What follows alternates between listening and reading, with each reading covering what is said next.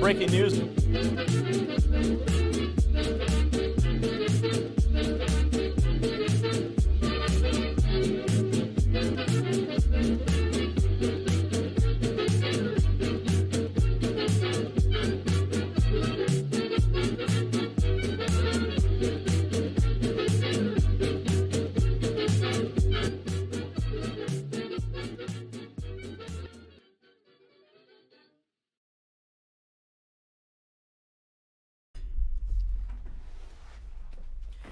Hello everyone, and welcome to another episode of Tinfoil Friday. How are you all doing? I'm Hannah. We're here to look at more conspiracy theories and also plan for the upcoming Subathon. Speaking of which, I found the outfit. This'll be the goal for the whatever I decide the top number goal is for the Subathon. I'm gonna order this today. And the Subathon starts Monday, and it's on Amazon Prime, so I should get this. So, that's gonna happen. I'm gonna be very embarrassed, but if you guys want to see me embarrassed, and in a cat maid outfit, here's your opportunity. Also, since I'm already getting it, and I'll have it, I think if we ever get to level 10 hype trains, which happens rarely, but it does happen, this'll be a level 10 hype train thing after the Subathon. But either way, we're gonna do it. It'll be bad, but we're gonna fucking do it. We're on a hype train right now. Let's take a look. Briar Rose 1984, thanks for 26 months, says almost to a third sub, baby. Hope the stream goes well. I have Valentine's Day dinner with my wife tonight, so I won't be able to stay. Well, I hope you have a wonderful dinner. Red Werewolf, thanks for 20 months. Cat the Satanist says, catching some Hannah while working the late shift. Happy Friday, friends. Terradona says, more tinfoil and hype train. Is that the same outfit Rin has? I actually don't know. It might be. Moira Soma, thanks for gifting 5 tier 1 subs. iNecrophage says, roll for sandwich cleanse for later. Thank you. Good afternoon, D&D. Bittergrin says, I salute your bravery. The maid outfit, 10k subs. There's no way I would ever get 10k subs. I think the top is going to be 1,000 subs, which is... I think that was the top last time, and we exceeded it very slightly. Like, I think we got like 1,200 or something, I'm not sure. And I don't know if this... I think I was more popular during my last Subathon than this one. I think I get fewer average viewers per stream now. It's probably my own fault. I don't do, like, Chud Watch almost ever anymore for mental health reasons, and that was, like, one of my most popular things. But either way, we'll see what happens. Never know, considering this community. If you guys want to gift me 10,000 subs, by all means do. Also for the hype train, since we're... One sec.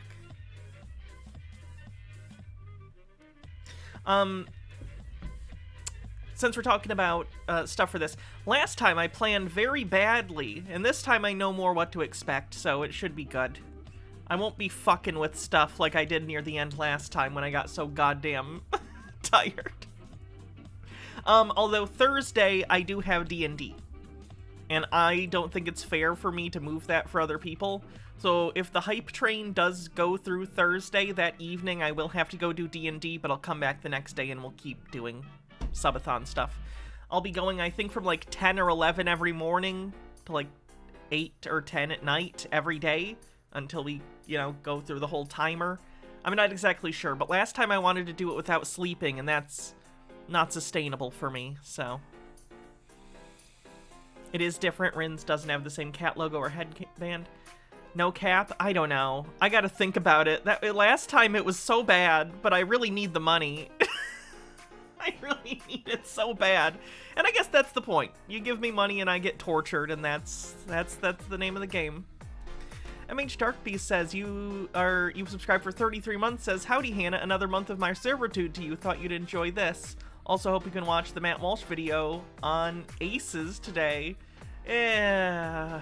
No, saying a dude is a chick is just disrespectful to real women. You used to be a chick, dude. Matter of fact, you're trans as fuck. Nope. Thanks for 10 months, 93% to level 3. If you weren't... Last time was 5 or 6 days. That was the wedding one, though. I don't think this one will be quite as popular, but we'll see. We'll see what happens. Either way, I'll appreciate whatever happens, but... Born a woman. Being a streamer is just like being a court jester in ye olden days. Yeah. You're trans. It's funny because it's true. Is this just going to be about how fetuses start as female? First name, bunch of numbers. Thanks for gifting a sub and getting us over level 4. I want you to ask yourself why you have nipples. Do you know? It's because you used to be a woman. If your boyfriend got nipples, that's your girlfriend, dude. You know that little line on your scrotum? That used to be your lips, dude. Your testes used to be ovaries, dude. Your D used to be a C, dude. Not only can a man be a woman, but all men were. Hashtag all men. No, none of that matters until you're born. Well, Cletus, I thought life started at conception. iNecrophage says, friendly reminder, 2 years ago, Rush Limbaugh died. The one thing cancer gave us that I appreciate. 17% to level 4. Oh. No, the hype train should be fun, though. We'll get to watch some stuff that we don't normally. I think I'm going to set a whole day aside just for long-form conspiracy content. Like, I'm talking... watching multiple hour and a half long conspiracy documentaries for like hours and hours to see how much we can fry our brains. Either way, it'll be interesting.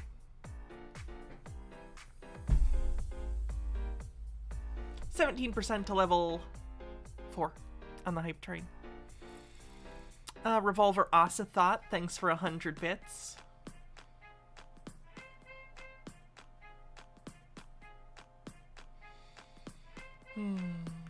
Oh, also, even for people like, when the Subathon does happen, if you can't donate or whatever, or don't want to, completely fucking valid. No one owes me any money, no one owes me anything. But if you did want to help out, when you're on other channels on Twitch, and if they're looking to raid someone at the end of their, streams, when, like, I'm live doing the, Subathon, recommend me maybe, because I'm doing a Subathon, but, you know.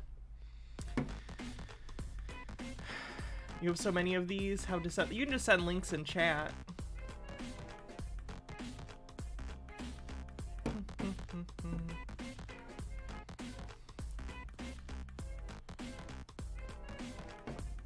Gnome Pickle says, I just got in and wanted to throw money at one of my favorite streamers. When's the Subathon going to be? Starting Monday. Starting Monday, going through whenever. What do I know, like, I started my clock really high last time, which is part of my problem was that my starting time was really high. What do streamers normally start their subathons at? Like, genuinely. I don't know. I'll have to look it up.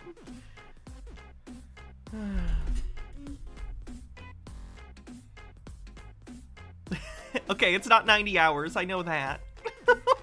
Absolute disgrace. Thanks for gifting a sub. 46% to level 4.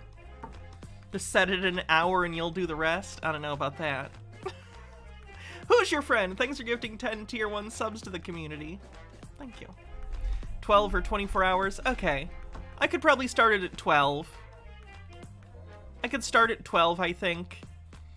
And then I know I want to do the same thing where, like, direct donations get more time added than an equal amount of, like, bits or subs. Because otherwise Twitch gets some of the money, and it's like, I get it, you know. But so I don't know. How many seconds is one gift sub gonna be worth this time? Oh, 22% to level 6 on the hype train. Tea with Goblin says, hello, did I miss the decide and maid outfit discourse? Because I'm here for the Kawaii army of fallen angels doing battle with the forces of the corrupted divine authority in nomine Satanis Uwu. I'm doing good, Profane Priestess. How are you? Yeah, this is the maid outfit. It's a kitty cat one. I'm still not a cat girl, but, you know, I'll wear them.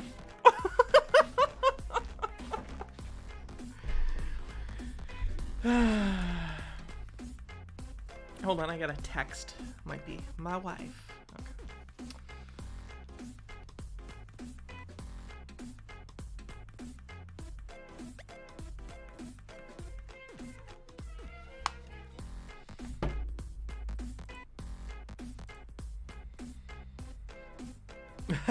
Thank you for the long form thing that we can watch during the subathon. It's kind of hot. I'm curious how it'll look. I'm hoping for the best.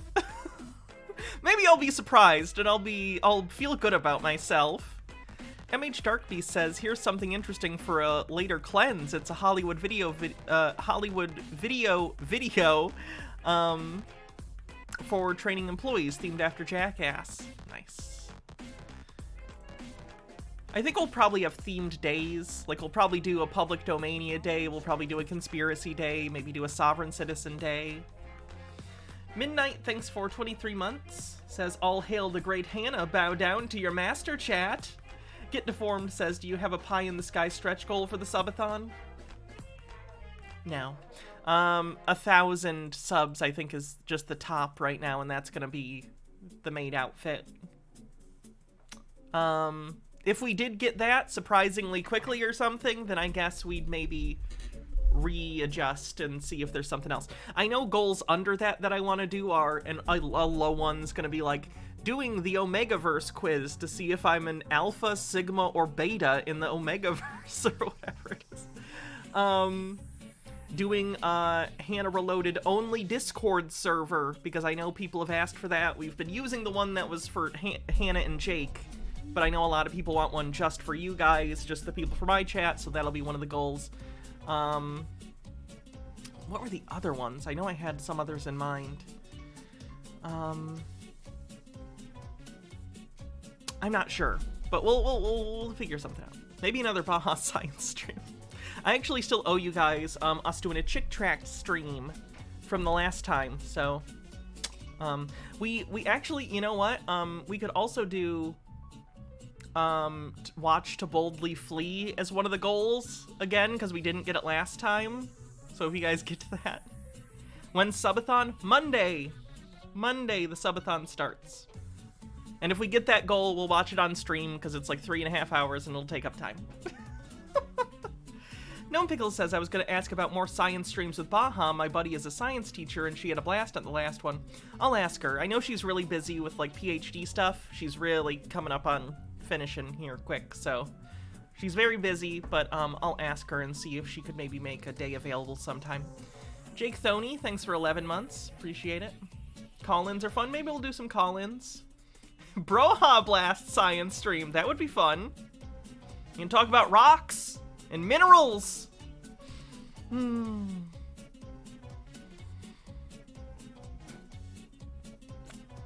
30 seconds left on the hype train, and then we will get into the conspiracy stuff. But either way, I'm excited for the subathon. Now that I know what to expect, and I kind of... my expectations are nothing. I'm just gonna show up, and we're gonna have a good time, and that's it. It'll be good.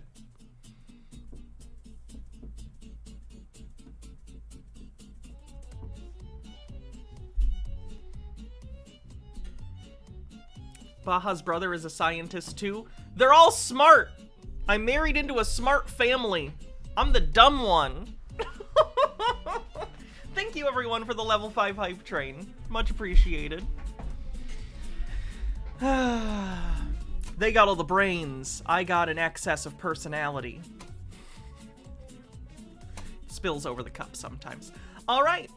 Thanks, everyone, for the hype train. Let's get into the conspiracies for the day. What do we want to start with? Ooh, how about something about giants?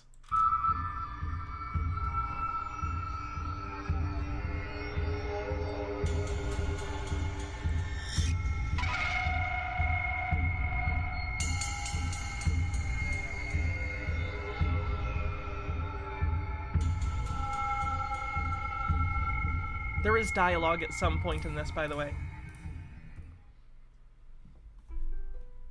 In 1840, Are we playing bingo?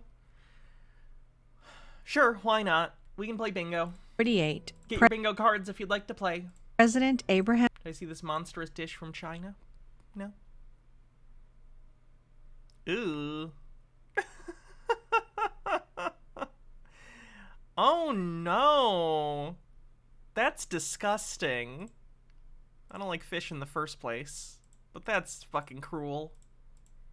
Lincoln visited the Niagara Falls, and he was so impressed by the beauty of this natural wonder that he wrote down some notes, including the following.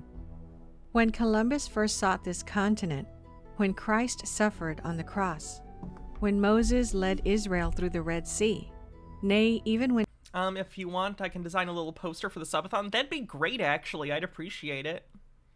If you're offering, yes, absolutely. Thank you very much. You have no idea how great that would be. Adam first came from the hand of his maker, then as now, Niagara was roaring here. The eyes of that species Feel free to include a mention of the maid outfit for the cat maid outfit for the 1,000 sub goal or whatever. I don't know how you do it though. Do you? Do whatever you think is good. I believe in you. You know I like purple. Do whatever. But maybe purple.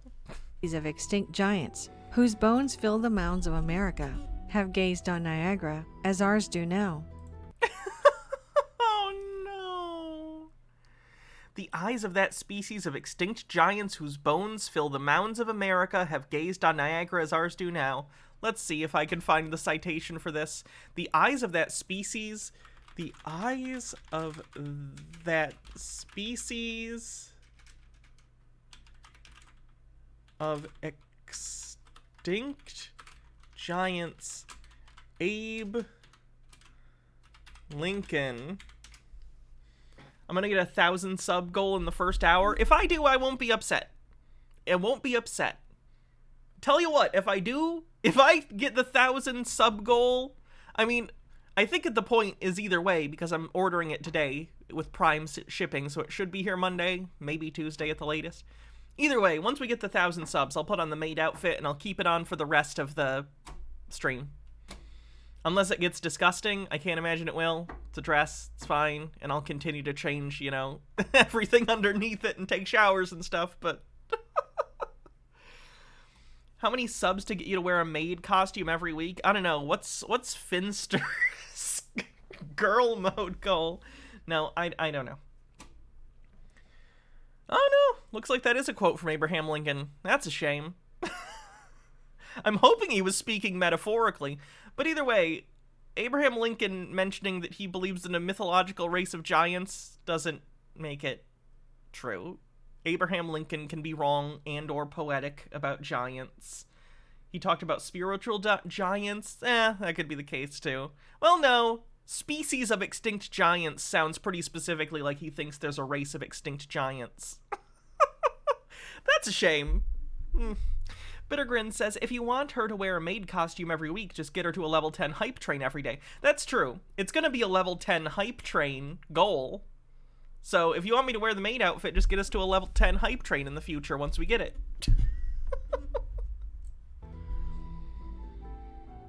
During the 19th century, there were many accounts of unnaturally large skeletal remains They're dinosaur bones and other bones of extinct species discovered in the ancient burial mounds scattered across North America. Today, not a single news media has ever mentioned a thing about ancient giants. Oh, you mean like human giant skulls. There are people in history when photographs existed who have gigantism. That's a thing, but it's not like a species. It's like a genetic thing. It's like, I don't even necessarily want to call it a disorder. Sounds mean, but like it's a genetic condition that causes you to grow huge until basically you die, because at a certain point your heart can't handle the strain of trying to pump blood to your extremities. The further away your extremities are, the ends of your fingers and your feet from your heart, the harder it has to pump to keep everything circulating. So a lot of people with gigantism die of heart issues. I think the tallest man in history that's been recorded via photographic evidence died of heart issues. Or past discoveries. If a giant skeleton is discovered somewhere, it would most certainly be classified and hidden from the public. Why? To what end? It wasn't like that in the 19th and early 20th century, though. Almost every year, there were at least a few newspaper headlines stating the discovery of ancient giant skeletons. So now you guys trust the newspapers? But only ones from the 1800s, for some reason. Citation from the 18th or 19th century on the bingo card. It seemed to be quite normal to find bones of giants in America when the first settlers dug ancient mounds to prepare for roads, farms, and buildings. Did you know that sightings of Bigfoot and space aliens also used to be more prevalent before camera phones were a thing? It's crazy. It's almost like as time goes forward and the world gets smaller due to technology and people's expectations of evidence get higher, claims of crazy things like giant skeletons drop. Weird. Because it's quick to call someone on the phone and be like, what's your source for this fucking giant bone article, bozo? Gnome Pickles says, funny how now that we have peer review and the ability to fact-check instantly reports of giant bones dry up seems sus to me. There's a maid costume for Tinfoil Tuesday. I kinda love that. That's unfortunate.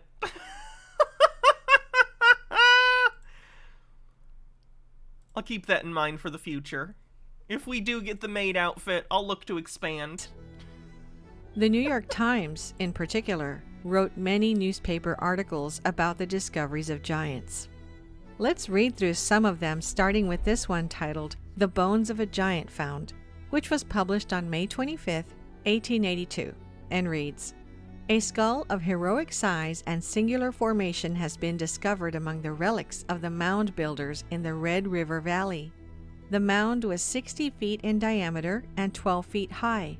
Near the center were found the bones of about a dozen men and women, mixed with the bones of various animals. The skull in question was the only perfect one, and near it were found some abnormally large body bones. The man who bore it was evidently a giant. A thorough investigation of the mound and its contents will be made by the Historical Society." Another newspaper from May 5, 1885 reads this, "Last week, a small mound near Homer was opened by some schoolboys who found a skeleton. Today, a further search was made, and several feet below the surface of the earth in a large vault with a stone floor and bark covering were found 4 huge skeletons, 3 being each over 7 feet in length, and the other 8. This article from the San Antonio Express is telling about a giant skull that is twice the size of a normal human. Again, if that's a real thing and they did find that, it was probably a family of people with that particular genetic disorder, condition, whatever would be the polite way of saying. Something genetic that is causing something that is different from the average. And there is also a picture. The article reads, "Beach giant skull unearthed by WPA." They lied? Like, do you know that for a fact, or are you just saying? Was this a hoax that is known? We can look it up. Beach giant. San Antonio beach giant. San Antonio beach giant.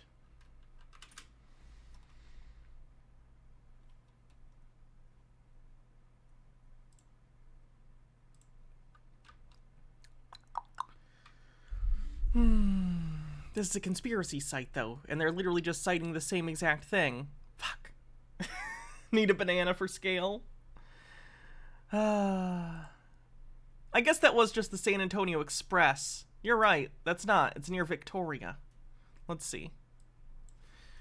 Beach Giant, Victoria. Forrest Espion says, here's a handmade Dogman documentary. Maybe you can use it for another tinfoil day or something else. Remember that lady who claims she has many Dogman werewolf encounters? Well, there's a group of conspiracy people who made a 1.5-hour documentary of their supposed Dogman encounters. It's called The Hunt for Dogman. Fuck yeah. I'm excited to hunt for Dogman.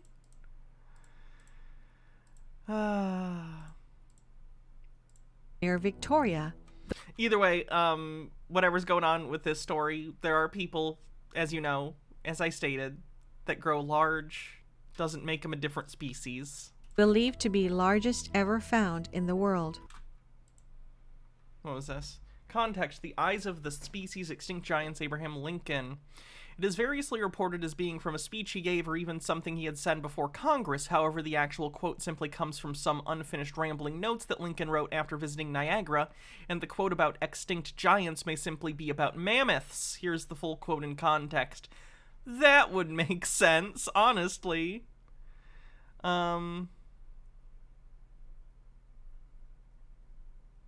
Oh yeah, the whole quote makes it clear he's talking about it. The eyes of that species of extinct giants whose bones fill the mounds of America have gazed on Niagara as ours do now. Contemporary with the whole race of men, and older than the first man, Niagara is strong and fresh to the day as 10,000 years ago. The mammoth and mastodon, now so long dead, the fragments of their monstrous bones alone testify that they ever lived, have gazed on Niagara. So yeah, he was literally talking about giant animals. That makes so much more sense. Context matters. Normal head. Story on the hoax. Thank you. Skeleton of giant is internet photo hoax. Is this the same one, or is this just about a different one? The National Geographic Society has not discovered ancient giant humans to cite rampant reports in his I don't want to put my email address in. Do I really have to do this? Fuck off. Fuck off? No? Okay, I'm not gonna read it then because it wants me to give them an email address and I'm not doing that. Also found that Texas had a giant in the beach in the long ago appears probable from the large skull recently unearthed on a mound in Victoria County. Believed to be the largest human skull ever found in the United States and probably in the world. Twice the size of the skull of a normal man. The fragments were dug up by W. Duffin, an archaeologist who is excavating the mound in Victoria County under a WPA project sponsored by the University of Texas. In the same mound and at the same level, a normal-sized skull was found. Right, which would imply to me that this was the skull of someone who was not normative in terms of the makeup of their body. It was probably someone who was extraordinary in their size and not the norm for their area. Because again, it's not how humans work. The piece... H-Beard says, as a born Illinoisian... Is that what you guys call yourselves? Jesus Christ. I am confidently say that Abe Lincoln never said anything inaccurate or problematic. No need to look that up. Just trust me. Sure. Pieces taken from the mound were reconstructed in the WPA laboratory under the supervision of physical anthropologists. A study is being made to determine whether the huge skull was that of a man belonging to a tribe of extraordinary large men, or whether the skull was that of an abnormal member of a tribe, a case of gigantism. Several large human bones have been unearthed at this site. Another article from the New York Times, written in 1897, reads, "One of the 3 recently discovered mounds in this town has been opened. In it was found the skeleton of a man of gigantic size. The bones measured from head to foot over 9 feet. and were in a fair state of preservation. Tallest person to ever live.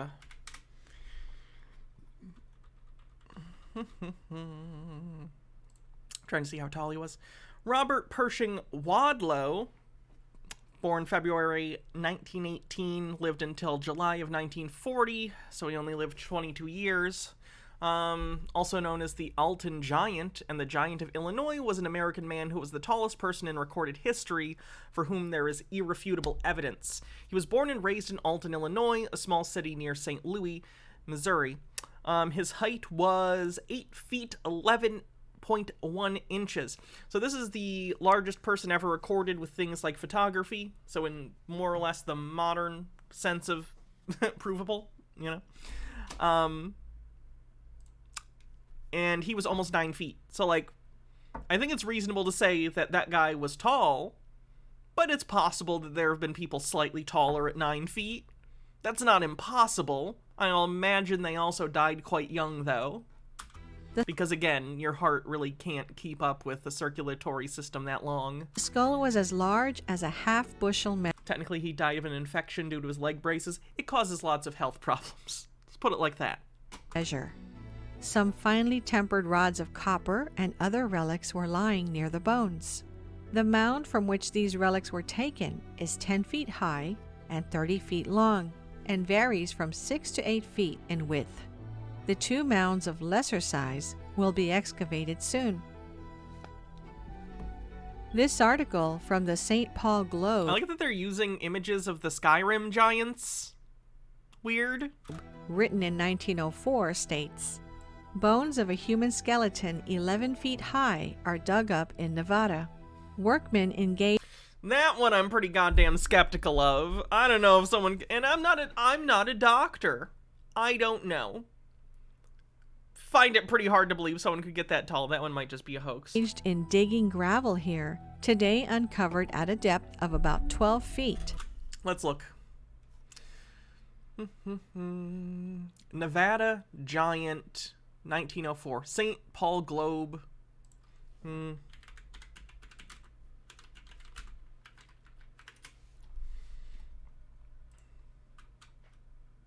Bones of a giant found in Nevada, 1904.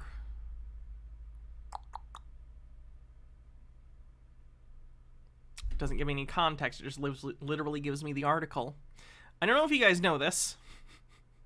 It's unfortunate, but the reality is a lot of old newspapers reported horse shit. I think a good example of this is the newspaper articles about the reptoid people.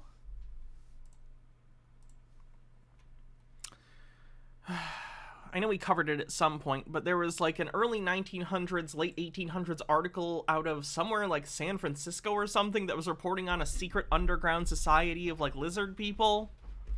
The point is, I don't know if you know this, but journalistic integrity is not a recently dead thing. People lie. Tea with Goblin says, also pre-photography, but Charles Byrne is also worth mentioning, partially because of the legacy of his remains after his death. Also, I just love sharing Ask a Mortician's videos. In my last video, you all were begging me to talk about the black sarcophagus from ancient Egypt, located deep in the ground. What did it contain? The body of Alexander the Great?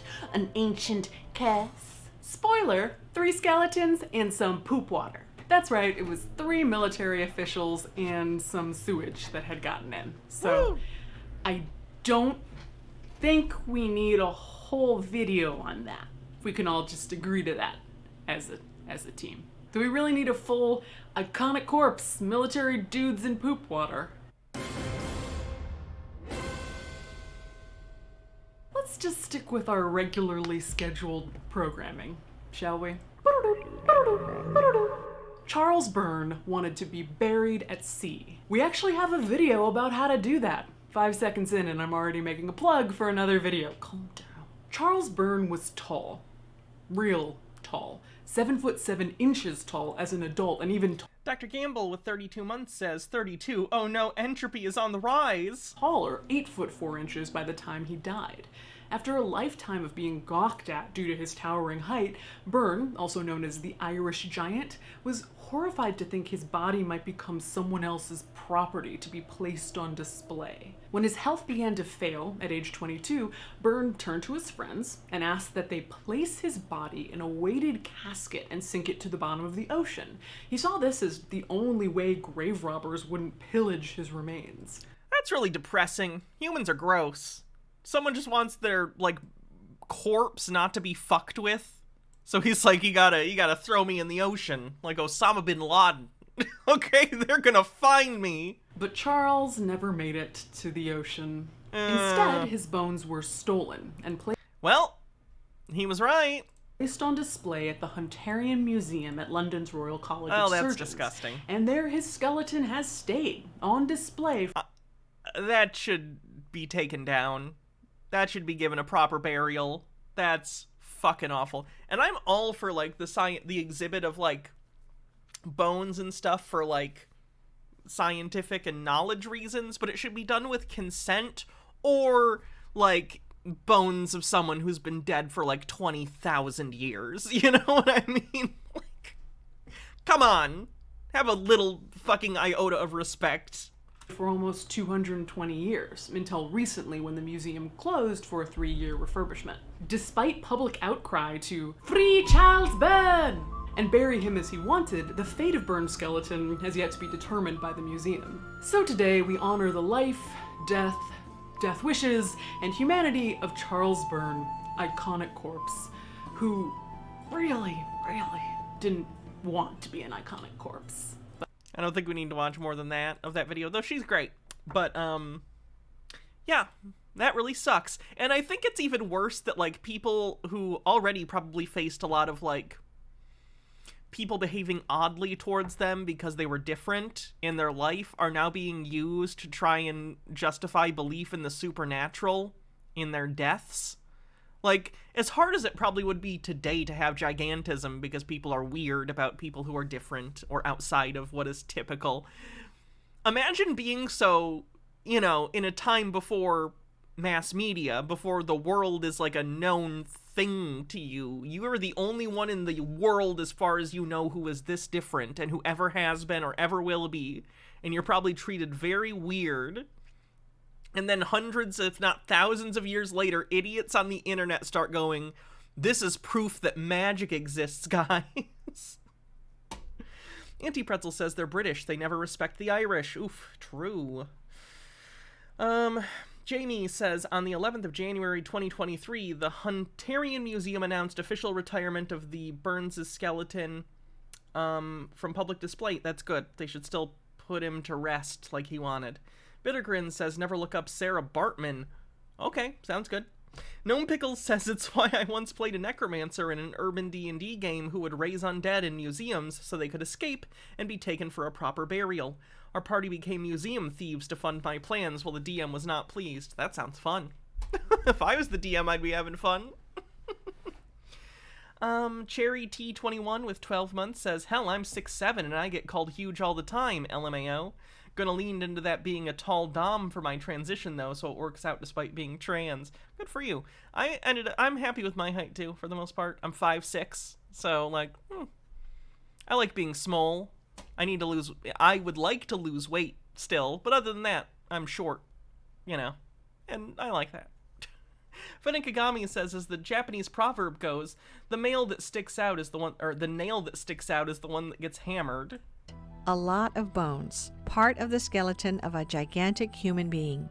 Dr. Samuels examined them and pronounced them. The DM wrote an entire adventure and the players ignored it to rob a museum. I mean, that's the game. If you're not going to be flexible and let the players do what they want to do, why are you DMing? Like, what are you doing? To be the bone. Couldn't send it earlier because you were driving, but this site gives you a temporary burner email in case you don't want to give out your real one to look at something. Thank you. Of a man who must have been nearly 11 feet in height. Apparently, these discoveries were something completely normal back in the day, and they weren't hidden from the public as they are today. The discoveries of giant skeletons. I don't think they're hidden. They're just not evidence of what you're implying they are. They're not evidence of some, like, extinct race of giants. It's just that humans and our heights exist on a bell curve, and most people, because how bell curves work, fall, in the middle range, but there are some people that are shorter than average, some by quite a lot, and they're outliers even within the end of the bell curve, and some are super tall. It's gonna happen. Skeletons weren't limited just to North America. This article talks of a giant's skeletons found in a cave in Mexico. The article reads, Charles C. Klepp, who was recently returned from Mexico, where he has been in charge of Thomas W. Lawson's mining interest, has called the attention of Professor... This era was rife with scammers and hucksters, by the way. So, like, just for reference, some of these people are probably lying to get money. Yeah, I definitely found a giant skeleton. It's a huge discovery. Give me some money and I'll go back down and find you more giant bones. Wink, wink. Sir Agassiz to a remarkable discovery made by him. He found in Mexico a cave containing some 200 skeletons of men, each above 8 feet in height. The cave was evidently the burial place of a race of giants who antedated the Aztecs. Mr. Clapp arranged the bones of one of these skeletons and found the total length to be 8 feet 11 inches. Other articles mention discoveries of giants in Europe. This article from 1892, written by the London Globe, tells of the discovery of a race of giants in modern-day France. It reads, Stop reading articles from the 1800s and thinking they're valid. It's interesting from a historical perspective what was written about and why, and you could go back to the primary sources and try and figure it out in the context. But it's not true! It's not true! In the year 18... Tea with Goblin says, also it's possible that earlier civilizations were less shitty towards people with atypical bodies. There's even an argument to be made for the fact that being physically extraordinary may have afforded you some special status in some cultures. Therefore, your remains may have been buried with particular reverence, therefore likely to be preserved longer. Armchair anthropology ends here.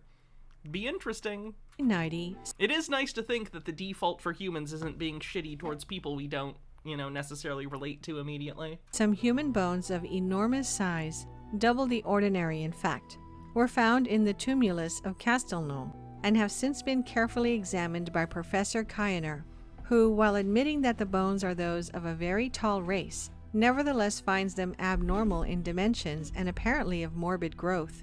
They oh boy, it sure does sound like someone had a genetic abnormality. undoubtedly reopen the question of the giants of antiquity, but do not furnish evidence to decide it.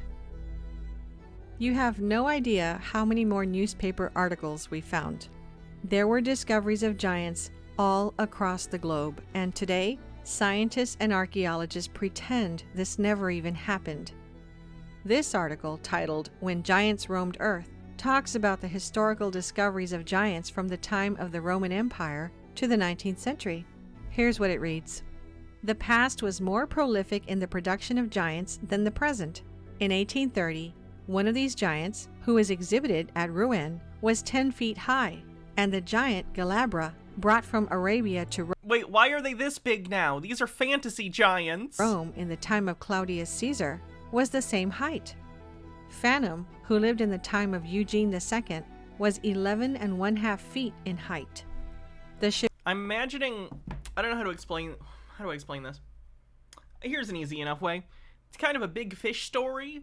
Again, there are people who are on the higher end of height due to genetic differences. So maybe 9 feet. But I'd imagine, over centuries, the story of the super tall guy probably kind of becomes a big fish story. Oh, he was 9 feet tall. Oh, he was 9½ feet tall. He was 10 feet tall. He was 12 feet tall. He was 100 feet tall. Chevalier Scrogg, in his journey to the Peak Tenerife, found in one of the caverns of that mountain the head of a giant who had 60 teeth and who was not less than 15 feet high. The giant Farragus, slain by Orlando, the nephew of Charlemagne, according to reports, was 28 feet high. In 1814, near Saint Gernat, was found the tomb of the I'm pretty sure the square cube law would preclude a 8-foot tall person from standing up. I think they'd collapse under their own weight. giant Isolent, who was Their bones are made of steel. not less than 30 feet high. Which would actually exacerbate the problem because then it'd be added mass. I don't know. In 1590, near Rouen, was found a skeleton whose head held a bushel of corn and which was 19 feet in height. The giant Backert was 22 feet high. Okay, I think I'm done with Giant Lady. Now she's just listing old, bad articles. We get it. So giants on the bingo card. Their bones were made of mithril. Of course. Hey, let's find out why some of the Super Bowl commercials were satanic, shall we? Welcome to yet another edition of the Truth Zone. As always, this is your host, Truth Seeker here. And as always, I would ask that you would please like the video, comment down below. And if you are new to this channel and checking out the channel for the first time, subscribe to the channel. And I just wanted to point out some things that I noticed from these commercials. Of course, you had the one commercial where Adam and Eve was in it, or being portrayed in it, I should say, that was promoting avocados. And basically, they were pretty much saying that Eve was in the right when she ate the forbidden fruit. I'm guessing it was a joke. Allusions to the Genesis story are some of the most popular in all of literature. And, like, our commercials literature, there's certainly some kind of art form, I guess. I don't think it's trying to make any big message. I think they're trying to get you to buy avocados and tease you with naked lady from... Is that the lady from the Scary Movie movies? I don't know her name. Gnome Pickles says, this is your host, Truth Seeker, and I'm here deep-throating my microphone. Stephen J. Neptune Man says, if someone calls themselves a truth teller. Artemis with 26 months says, normally I have something I want to say when I resub, but not this time, so skippity-doo, I'm a gay little frog, sprinkles chat with glitter. Jesus. Anna Ferris, thank you. She was also the house bunny in The House Bunny. And then it pretty much changed to like how she was in the right, and nobody in the commercial was... I haven't seen this commercial. Do we need to watch this commercial to get it? It's fine. We get it. wearing clothes in one part of the commercial, because these people are beyond sick. And they always view things in reverse. But check out this commercial. Oh, he's gonna play it anyway. Cool. Eve, what's going on? I might have taken a small bite. Adam? I'm naked! Oh, oh. Hey, try this. They make everything better. It's a perfect day. The big avocado. Midtown is traffic-free. In fashion, naked is all the rage. Oh, I think they didn't even get the point. They didn't get the narrative of this at all. No, the joke is that what if Eve had made a different choice and had eaten an avocado instead of the fruit? Then we'd still all be naked. Do you get it? So it's literally not saying that she did the right thing. It's saying, look at what the world would be like if she didn't. I feel like that he didn't understand the commercial. Tea with Goblin says, 35 years old and incapable of saying avocado normally because of this vine. Get to Del Taco. They got a new thing called free shavacadoo. Free shavacadoo. Stephen J. Neptune Man said, my stupid fingers kept slipping. Here's my message. Hot tip. If someone calls themselves a truth teller or truth seeker, odds are they aren't telling or seeking the truth. Probably a fair point. You were right. Avocados make everything better. Ah, sweet liberty. Now that's a tourist attraction. And most of these people that make these commercials probably even don't even believe in a God, but yet they still make fun of Christianity any chance. I don't even think, this doesn't even feel like it's making fun of it. It's referencing a story from Christianity, but how is this making fun of it in any way? What? It's not mocking it. That they get, and it's just ridiculous. It's literally saying if Eve hadn't eaten that fruit and ate something else, the world would be a great place. If anything, it's in reverence of, like, obeying God and eating an avocado instead. Like, it's not... It's humorous in its attempt to kind of be like, haha, this is silly, but, like, it's not taking any sort of stab at Christianity. You know what I mean? Ridiculous. Fennikagami says, I wish I could understand my empathy was so hard for people. The realization that I might have a child who was gay and they might feel I hate them over something they have no control over horrified me so much that concluded the Christians are wrong about their homophobic shit. This process started at 16. Ooh. And the reason they get these celebrities for these Super Bowl commercials is because they're notable faces and famous people will get people talking about your ad? Is because a lot of eyeballs are on the screen watching the Super Bowl, so they can pretty much bring in and push any agendas that they want to. The agenda they want to push is please buy our product because we live in a capitalist hellscape and our entire lives are circled around buying things to give money to other people so that we can fund their multi-billion-dollar lifestyles, and then we go to work and also give them the excess value of our labor. That's our life. That's what they're pushing, is for you to buy shit. That's it. It's not demonic, it's just shitty. Fennikagami says, I wish I could understand why... I just read that one. I'm genius. I'm a genius. Stone Corbell says, it's almost like the Bible is the most referenced piece of literature in Western culture because it dominated our lives for almost 2,000 years, and using references to it will make sense to pretty much anyone who's grown up in the West. You go, oh hey, I know this story, I'll pay attention to this commercial. Right. And the context is built in. You understand the context of what's going on. It's a tableau. Garotz, thanks for 6 months, says buy it all to the public and to the dumbed down masses. And here we even see Justin Jefferson flashing up to 666, and we also see a lot of black and white duality symbolism, and they put it in plain sight, but they hide it in a way where, like, the dumbed down masses will not. It's not hidden, it's just not meant to represent anything. The parts of your brain that are supposed to recognize patterns are overdoing it, and it's causing you to have bad conclusions. Catch it, but if you really go back and look and watch the commercials, you see the same checkerboard black and white duality in most of these commercials. And it's just... In the case of the Doritos, it looks like that's the color of the bag of Doritos they're trying to shill, which is barbecue flavored. Pushing their agendas, and they're... So that's probably the reason in this particular shot. Showing you what they believe in and who they... They believe in selling you barbecue Doritos. Serve. No thank you. Nacho cheese for me, please. This is Freemason Illuminati, and for the... Freemason Illuminati on the bingo card. Those that are not aware of the Freemasons... They pretend like they're just a frat, a lodge. It's what they are. It's one of the reasons they're dying is because young people just aren't interested in that kind of boomer shit.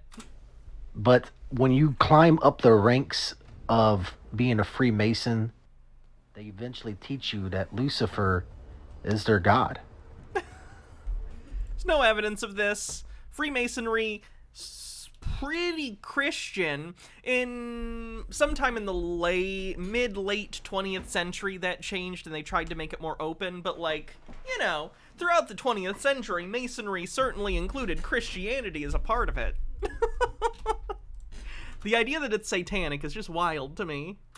But they've constantly pushed... We are doing bingo, yes. ...this, the black and white checkerboards, the duality... Duality. And it's just showing you once again what agendas they are really about. What agenda are they and they're about? also promoting even human cloning and this commercial. Clones on the bingo card. With Adam Driver. Chiba Hawk says you get your first power stone at level 31 in the Illuminati. At this point, you'd think the Illuminati would have recruited me by now if it was a real organization that, like, was, you know, taking over things. Just saying. I know how to keep my mouth shut and hide things by lampshading them with humor. So if I was working for a secret organization, is this a joke and a bit I'm just doing? Or is it me obfuscating the reality of the situation through humor? It's impossible to tell, and that's the point. Okay? Am I a psyop? Maybe. Okay? Would the CIA make their psyop wear a maid outfit after a subathon? I don't know. Do CIA operatives get paid enough for this shit? Probably not. The point is, if the Illuminati was real, you have my number. Squarespace is a website that makes websites? Meaning, it could create itself. Websites making websites. Websites making websites. It's the singularity. First thing Bunch of Numbers says, can't wait for that to get clipped and show up in some conspiracy theorist's video about how Hannah is definitely in the Illuminati. I wish. You did it, Adam Driver. No, you did it, Adam Driver! What you got right here where he's standing in front of a portal, basically. And I've been talking about, you know, how they're pushing the whole CERN stuff. And then it shows him getting pushed through the portal. And they've been talking a lot about the other dimensions in a lot of movies and stuff recently. So yeah, it's because it got popularized due to the success of things like Into the Spider-Verse and Multiverse of Madness and Spider-Man No Way Home. Basically, when something gets really popular in media, other things copy it and they become trends, like superhero movies that have been popular for like 2 decades, right? Or when Westerns were popular. Seems like now maybe mystery things are coming into vogue, which is great, because I love mysteries. But, like, it's not nefarious. It's not nefarious. Oh, also Everything Everywhere All at Once, which is a great movie. If you haven't seen Everything Everywhere All at Once, please watch it. It's awesome. Well, it's just more of the same with all of these commercials pushing the same propaganda. And here you see another black and white checkerboard. And then also there's a commercial that was in a roundabout way talking about cannibalism and pushing cannibalism. Of course, they're going to say, oh, we're just joking, making a funny... It is. That's literally what it is. You don't have a sense of humor because you're mentally ill.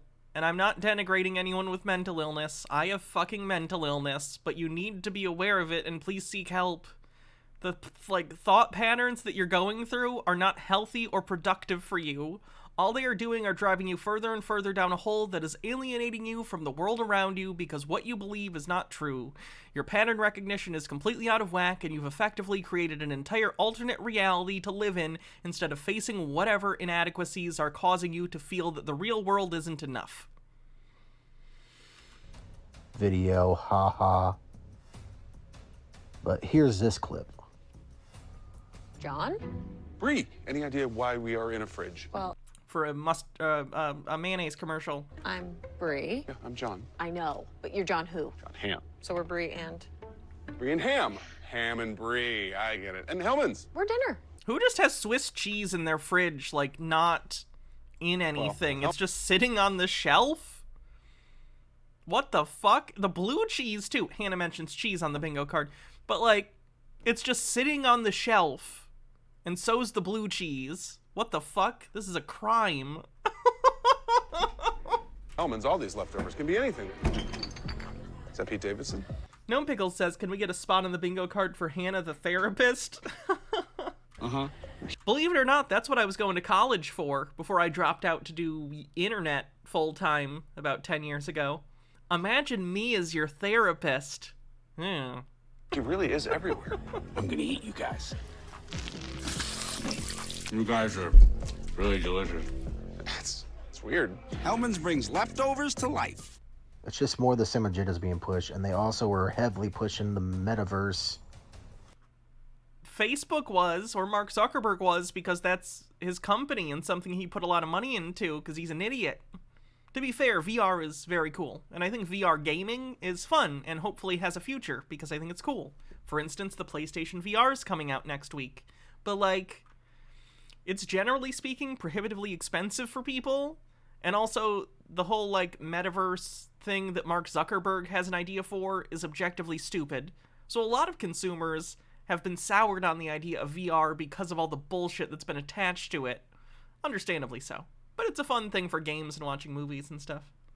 Again, I talked about the other dimensions and things of that nature, and they also are pushing this whole metaverse. Because that's what they do. They want you trapped in this virtual reality system.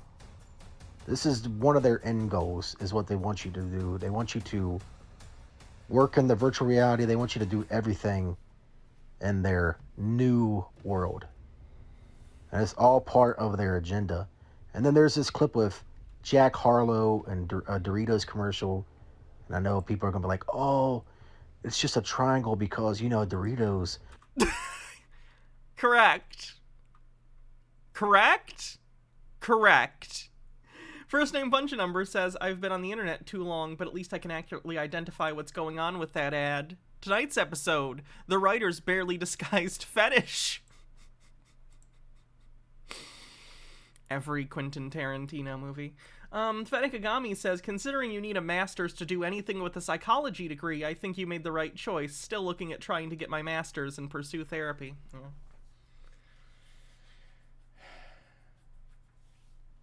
Ha ha ha. Psychotropic Thunder, thanks for 23 months, says almost 2 years. Nice. Funny.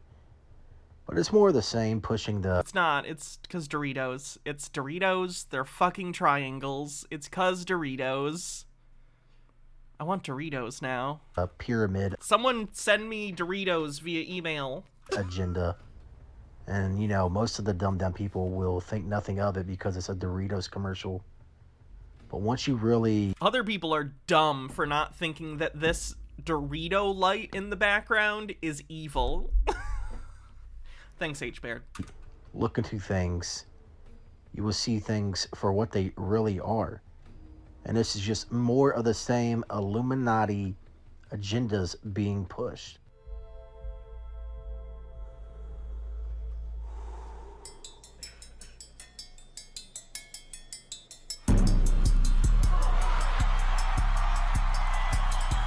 Holy fuck, ads are stupid. I like never see ads anymore that I don't seek out because I do all streaming service or my movie collection, because as you guys know, I have a movie collection. Fuck, Hannah mentions Blu-rays. I'm doing real bad today at keeping my bullshit in check. I have a big movie collection, so I don't really see ads. Holy shit, are they really cringy and manipulative? What rap for? Triangle? I gotta do me, Missy. No. It's ding, ding, ding, ding, ding. Not ding, ding, ding, ding, ding. Jack Harlow did it again. Ting, ting, ting.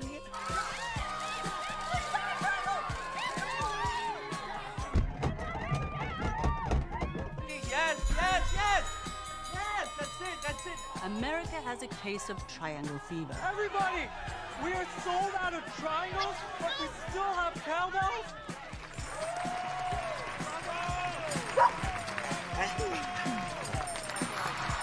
The triangle has replaced the British pound. Triangle by Harlow. And Triangle Player of the Year goes to... Elton John! Did they actually pay Elton? God damn. How much money do you have to send Elton John to get him to appear in a Doritos commercial at 80-something years of age? Like, Elton John has all the money in the world, right? Fucking Lion King soundtrack paid for enough for everything ever. Does he ever need another penny? How much money do you have to give Elton John to get him to put on a fucking Doritos suit and do this shit? You need to get me that bronze pyramid hat. That's true. Maybe that'll be one of the subathon goals.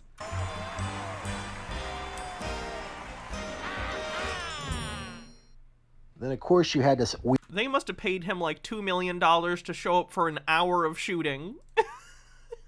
weird U2 clip that played. It was only 13 seconds long, of course, you know. The twist was he actually already owned the Doritos suit. It was very convenient. The number 13, they love using that number being played, and it was all talking about the unidentified flying objects, and we know how we've been dealing with that. P.O. Box will be one of the goals, too. This is going to be a productive subathon. It's going to make me do a bunch of stuff. That's propaganda because they're preparing you for Project Bluebeam. It's just all of the same repetition, all of the same agendas being pushed right out in the public. They push it as jokes. They push it as just they're being... Hold on. I am going to open a document so we can, like, by the end of this stream, we're probably going to sit and actually come up with all this stuff real quick. But let me see. P.O. Box to boldly flee Discord. I know I wanted to do a karaoke.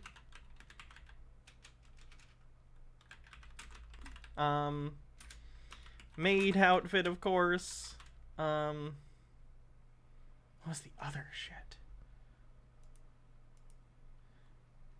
Yeah, I'll send you a link to I saw your message on Twitch, Halloween Town. I just couldn't respond to it on my phone for some reason, but I did see it.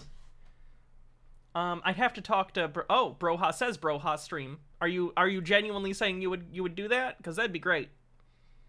Like, I will absolutely put that down if you would like. Oh, you're awesome, Broha. Thank you very much. Broha stream.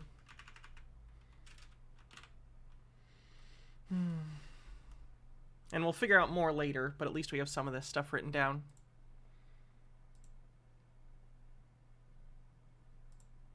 Discord.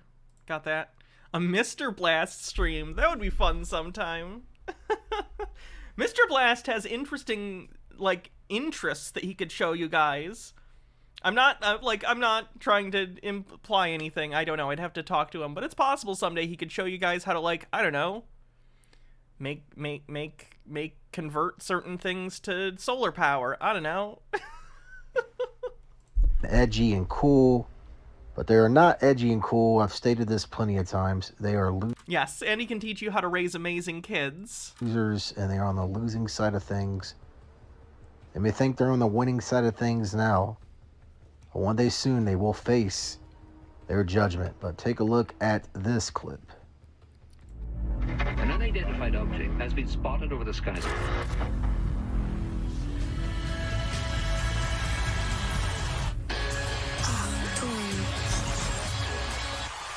And it was very strange how they included a face of a baby in that clip. And we all know about the whole egg ritual stuff currently being played out. Egg ritual? And you know, even Rihanna, during her performance, she was pregnant. So it's all a bunch of propaganda being pushed because it's all about the Great Reset agenda, a new birth, a new age to these people that's being pushed. And of course, they also had to include Will Ferrell in the clip, and he's been heavily involved in the spirit cooking, and Marina Abramovich pushing the electric cars, the same electric cars that have been catching on fire. This is all part of their electric cars are fine. Teslas are pretty shit. Their agenda being pushed to the forefront. And it's just, like, again, right out in the public view, showing you their agendas that are being pushed. But as I said, Will Ferrell is another high... Satanic child abuse? Yes. Rank spirit cooking is that. Freemason. He's another satanic Illuminati puppet. But that's all the stuff that I've seen. And I'm sure there's more that I've probably missed. But it's just crazy, the agendas that these people continue to push. Well, I shouldn't say it's crazy because it's to be expected. These people think they're on the winning side of things, but they only have a little... It's literally just ads. It's literally just ads. A while longer. As always, I want to hear from you all. And just hear the things that you noticed. What's spirit cooking again? Cannibalism, ritualistic cannibalism of children for Satan. during these commercials. And a way that you can also support the channel is via the Patreon. There's a link in the description and in the comment section below. Jesus, what an asshole. No egg rituals for us. You'd better run, egg! Stephen J. Neptune Man says, so he genuinely believes it's either Christianity or Satanism. Atheism or other religions do not come into his head. No, there are unfortunately a decent number of Christians who are like that. Presuppositionalists who think that you're either with us or against us because everyone secretly knows God exists. And specifically, it's the Christian God.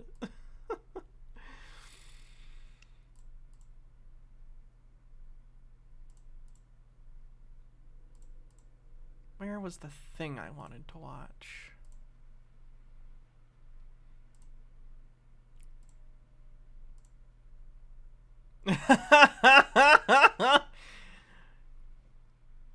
Alright, this one's interesting. Guys, you're not gonna believe how men are being force-feminized now. Can anyone guess in the chat what's causing the forced feminization of men? Also, forced feminization on the bingo card. Glad we get to fill out that space finally. It's not vaccines. It's not vaccines. It's not vaccines. Ooh! Fucking smooth sax. Yes!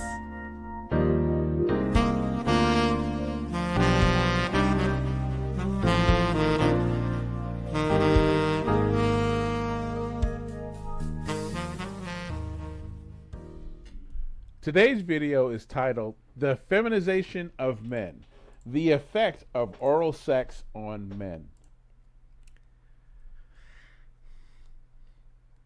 Now, if you're a man in my audience, according to this guy, if you get serviced orally, it's going to turn you into a woman. It's according to this guy. Receiving. This isn't even about giving head. This is about receiving oral. This is next level, like, fellas, is it gay shit. Fellas, is it gay to have your dick sucked by a lady? Argonian Bum says, how could you possibly measure that when people have always been in I know that's supposed to be engaging, but it typoed to gagging in oral sex, and it's lovely. Since the dawn of our species. If they've been gagging so much, they should maybe practice more. Tea with Goblins says, you know the adage, when you're accustomed to privilege, equality feels like oppression. I feel like this rings true for conspiratorial nutters like this guy. When you're accustomed to your faith being utterly unquestioned and respected without a second thought, it must be pretty jarring to suddenly have people freely critiquing and mocking your faith, yeah? And Fennikagami says, I guess I'm a woman now. Devil Summoner Marie says, fun fact, the book Song of Solomon described the act of oral sex. This book is in the Bible. And Choking Ouroboros says, clearly they're sucking all of the testosterone straight out of the penis. Effect of oral sex on men. All right. What I'm going to tell you in this video today is going to shock most of you. But if you are a man who is receiving oral sex from a woman, that woman is turning you into a sodomite.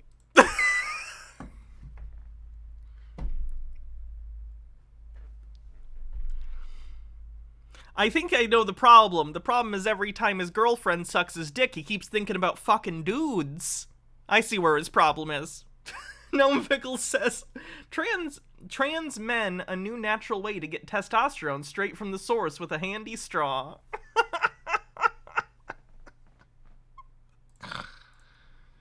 Okay, let me say that again. If you are a man who's receiving oral sex from a woman, you are a sodomite. Why is that? Because if you like oral sex that much, you are not going to care if it is a man giving you oral sex or if it's a woman giving you oral sex. You're just going. I don't think that's true. What? Does this man understand how, like, okay. So I'm bisexual. So, like, for me, I get how you can find both men and women attractive, right? But presumably the guy making this is supposed to be straight, right? So shouldn't he be like, I could never find a man attractive, because that's what straight is not finding, if you're a man, not finding men attractive and finding women attractive, right? Going after the oral sex. Stone Corbell says, hey, video creator, I think you're just bi. It's fine. There are things called bro jobs.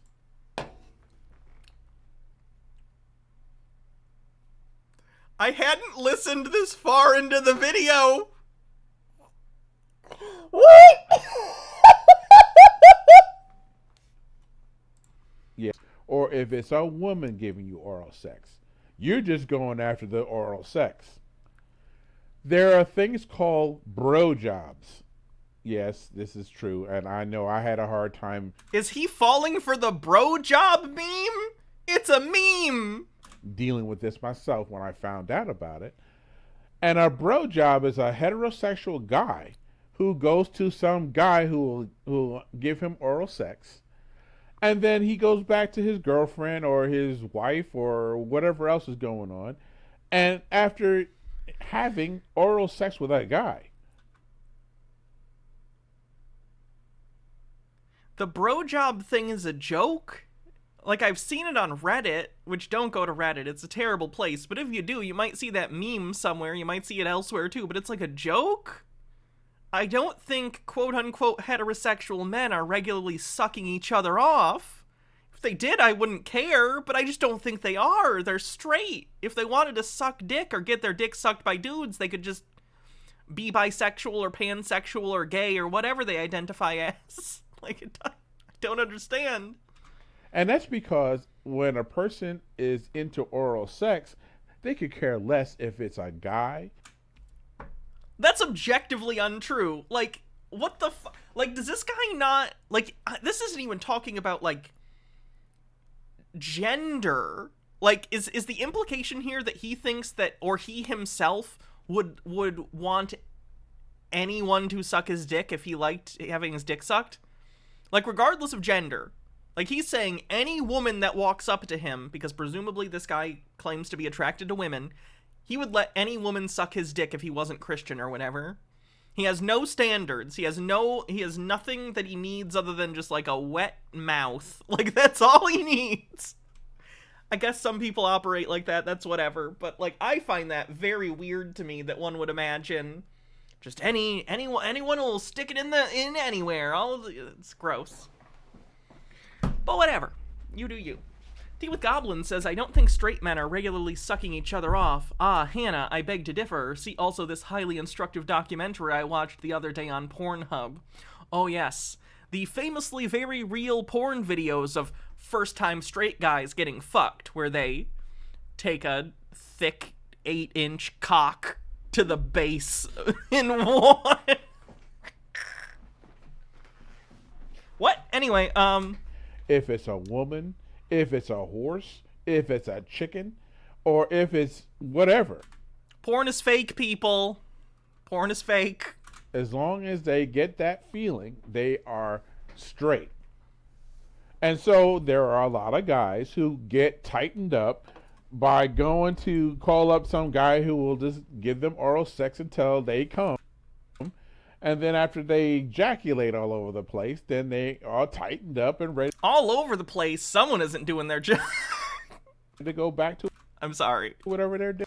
Eldronder says, by this logic, vaginal penetrative sex is also gay because you wouldn't care if the hole you're penetrating is a man or a woman's. You'd think.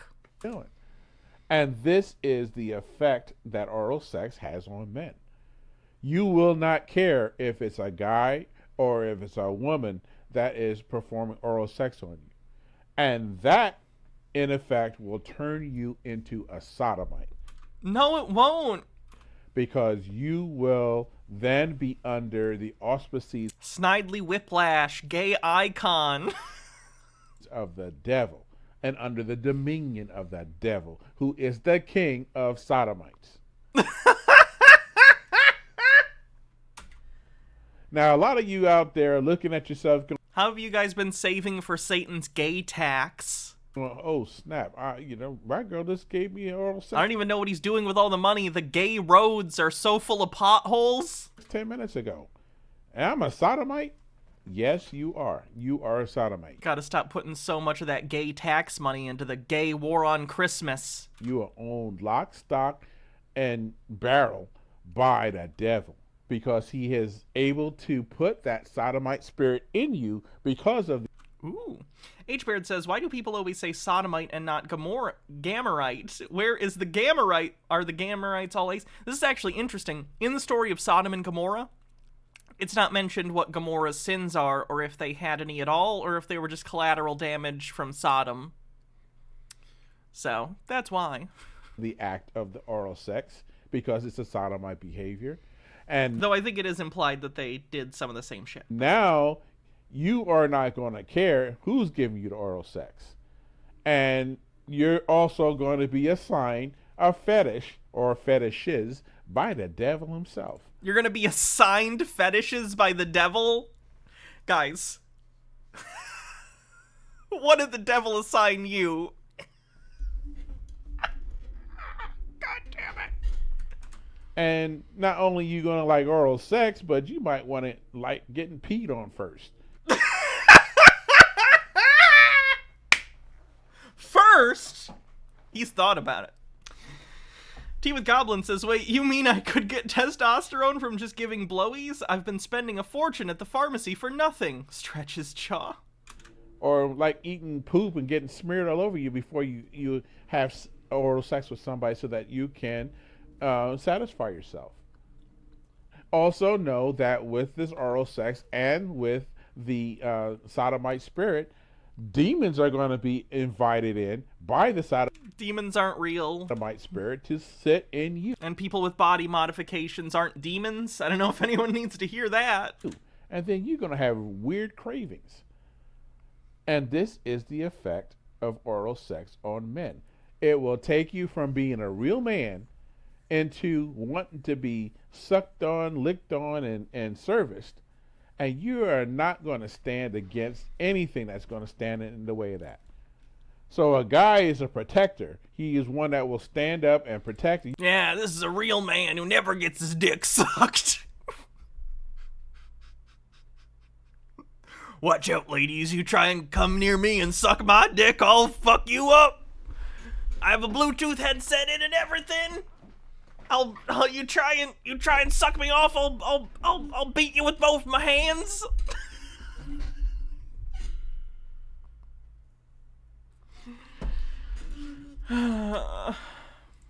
You ain't gonna fight nothing if you are involved with this oral sex, because all you're gonna be thinking about is, when am I gonna get tightened up the next time when I get my oral sex? I just had oral sex with that guy over there 10 minutes ago, and in about an hour and a half I got or I'm gonna have oral sex with my girl, and then there's that freak down the street who's a hoe, and she's gonna be able to do me on the side because I slip her a few dollars.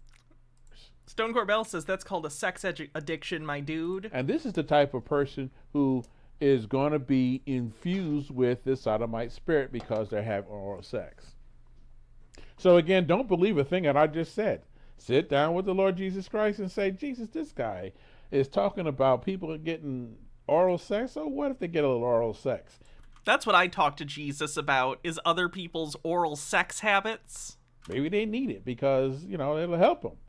And then see what Jesus says. Your salvation is your responsibility, Christian, and it is your responsibility to stay pure for Christ. It is your responsibility to be with him and to walk with him, and not be pulled out into the oral sex world where you're just looking for the next time you're going to get tightened up. Can we not use the phrase tightened up? I'm not a fan of this. I've never heard this turn of phrase, and I don't like it. Having oral sex with somebody. It's not an easy road, but it is something that you will need to do to not be a sodomite because No one tell this man that the vast majority of straight people receive oral just fine. And it does not do anything to their sexuality. if you were a Tea with Goblin says, I mean, it is scriptural. Nowhere in the Bible does Jesus get a gobby, so checkmate, atheists. Gobby? sodomite doing these behaviors, I'm not going to ask. Jesus is going to walk away from you and he's going to turn you over to the devil, and that's oral sex will be your God. And this is what the devil wants, because he can then yoke you when he feels like it and control you in everything that you do. Good Lord. This guy is not okay. This guy is not okay at all. Why is the devil making women into lesbians? What's the name of this one? Today's video is titled, Why is the Devil Making Women into Lesbians? Wife! Why is the devil making women into lesbians?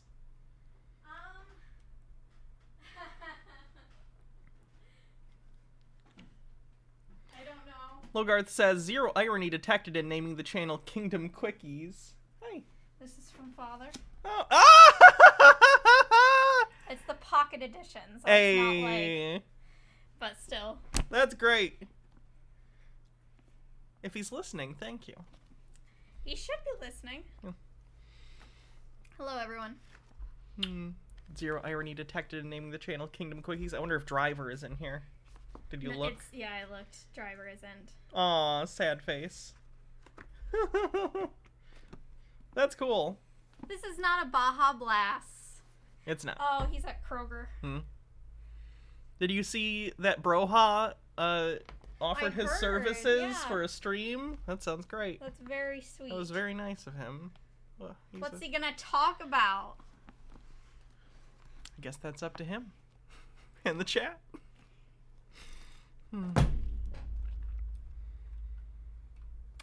They apparently brought your packages back. Oh, they did? Yeah, I got them off the porch. Thank you. Appreciate it. They delivered my package to the wrong house. I missed you. I missed you too. Do you want me to heat up your food and bring it to you? No thanks. I'll enjoy it after stream. I ate lunch, so I'm good. Do you want me to leave it out or put it in the fridge? Let me see how long I've been streaming for already. Stick it in the fridge. I've still got about an hour and a half left, I think. Alright. Do you want me to bring up that cheese that Baroha gave you? Yes, and I have pretzels too. Could you get me those? Because it's supposed to be very, very, very... I missed you. I missed you too. I missed my wife, but I went and spent time with my family. Why is the devil making women into lesbians? The short answer is that he wants the women to be out of order. That's the short answer. Now, woman is... This man is literally going to act as though he is entitled and that men are entitled to the attraction and attention of women, isn't he? And because that there are some women that aren't into men, all of a sudden it's going to be victimization. Oh no, men are victimized by this. Fuck off. You're not owed the bodies of other people. You're not owed the affections and attention of other people. It's designed to be with a man. And Ugh. if a woman wants to be with another woman, she is... Of course, he chose very neutral photographs of lesbianism, by the way, to illustrate this point. He's definitely not participating in the fetishism of lesbianism by choosing these photos in particular. Jesus Christ. This is such a weird thing. Like on Reddit, which I was talking about earlier, the subreddit for lesbians to talk about lesbian stuff had to go by the name Actual Lesbians because the name for the subreddit Lesbians was already taken by a porn subreddit primarily trafficked by cis straight men. Clock Blockers says, you two are so cute, I started puking up hearts and rainbows. Is out of order. She also is infused with the homosexual spirit. I've been told to tell you we're not cute, chat. We actually hate each other offline. It's all fake. So this is a 10-year aged ping conning cheese? Yeah. Have you smelled it? Oh. That's gonna make you vomit, probably. I don't mind the smell of sharp cheese. Woo! Woo! Tangy! Oh, you're gonna throw up. Let me smell it. Don't throw up on my cheese. I told you I don't mind the smell of sharp cheese. I just told you that. Ooh, it's so...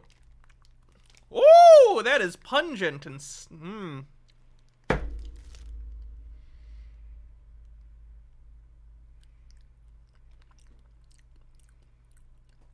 Ooh!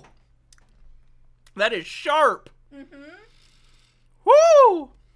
Forrest Espion says Hannah mentions cheese again with Baja. True. I told you that Broha said that it makes your mouth pucker. Jesus. Oh, that's all I can do at once. God damn. It's good, but that's some fucking strong shit. Woo! H-Bird says we know what fetish the devil signed Hannah. Queso sexual. Jesus, I need to cut that with some salt. That's good, though. This is not Baja Blast. You want that Baja Blast space so bad. Which is not the spirit of... And thank you, Broha, for giving me some cheese. They got in Frankenmuth. Lord.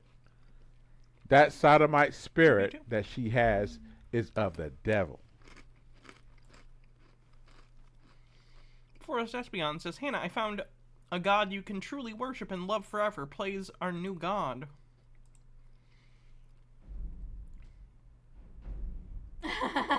You!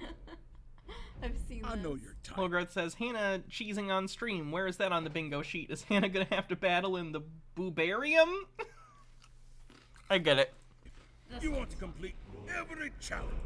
When us lesbians see a woman who makes us speechless, suffocating. Get every trophy you can lay your little mortal hands on. Thank you. I like my hat as well. Every moment in this world doing everything it has to offer you. That's why I'll tell you this. If you manage to collect one of every type of cheese and bring them back to me, I'll give you a deadly Daedric artifact. Ha!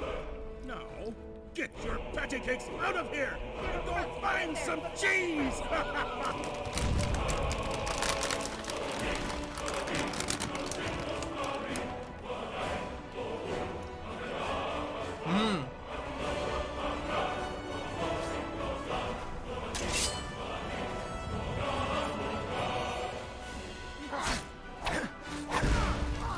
Oh, it did turn him into cheese. Now, tremble in fear, for you have invoked the creative mind of Shea Gorath, the fork of horrifilation!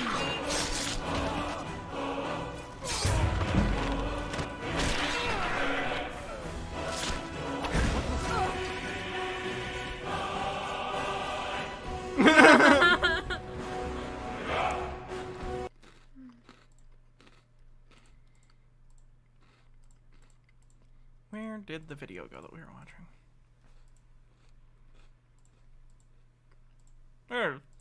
Why does the devil infuse lesbians with his spirit?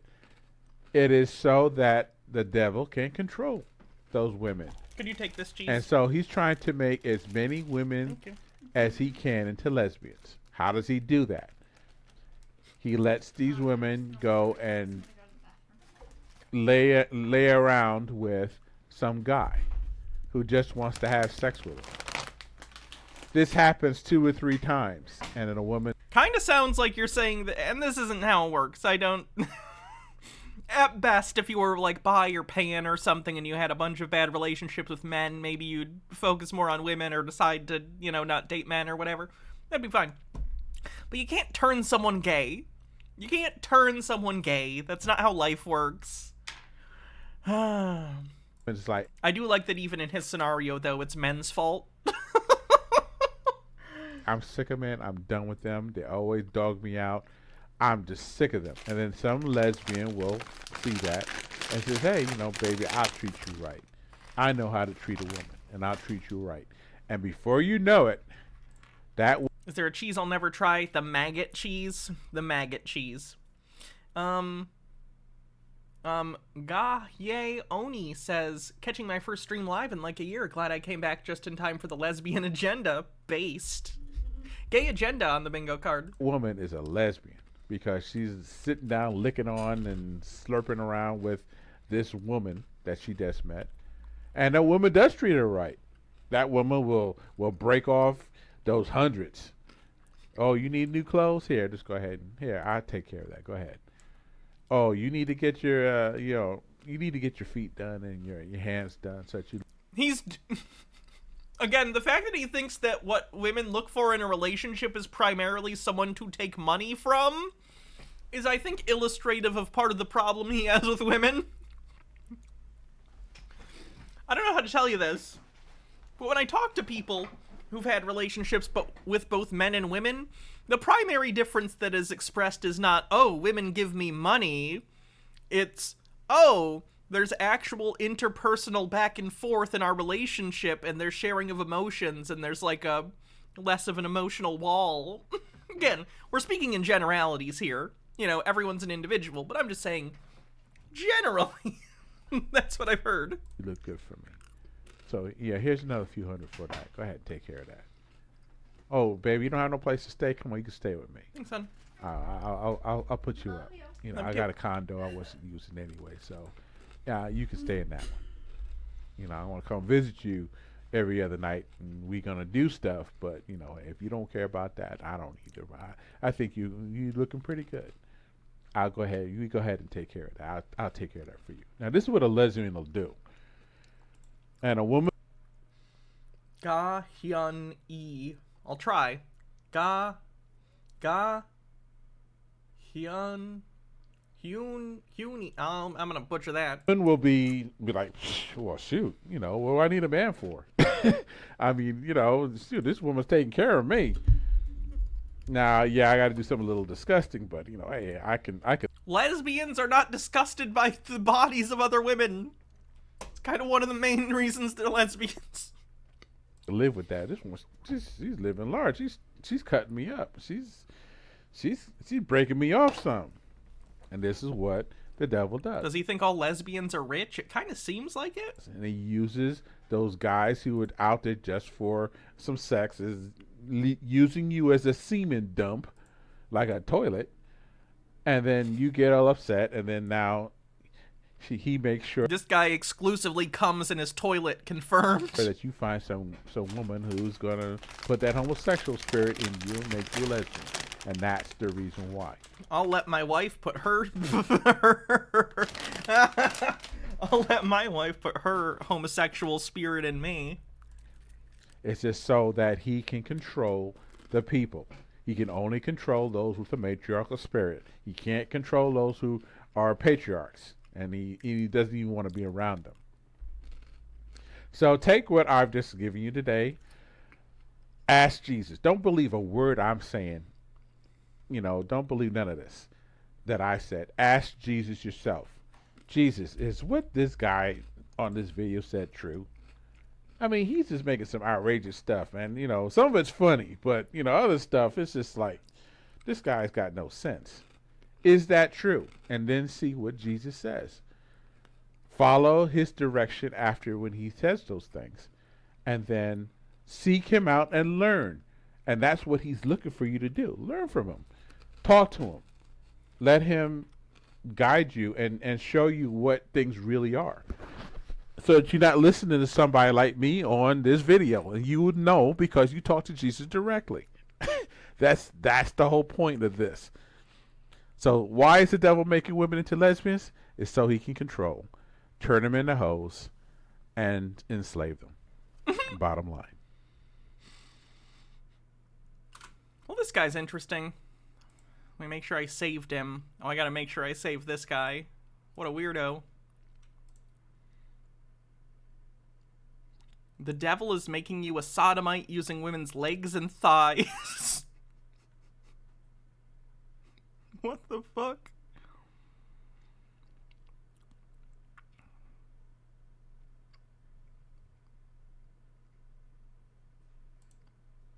One more of these and then we'll move on. But this guy's funny. It's With some jazz, Title, though. The Feminization of Men. Men wearing fingernail polish. Men wearing fingernail polish. All right.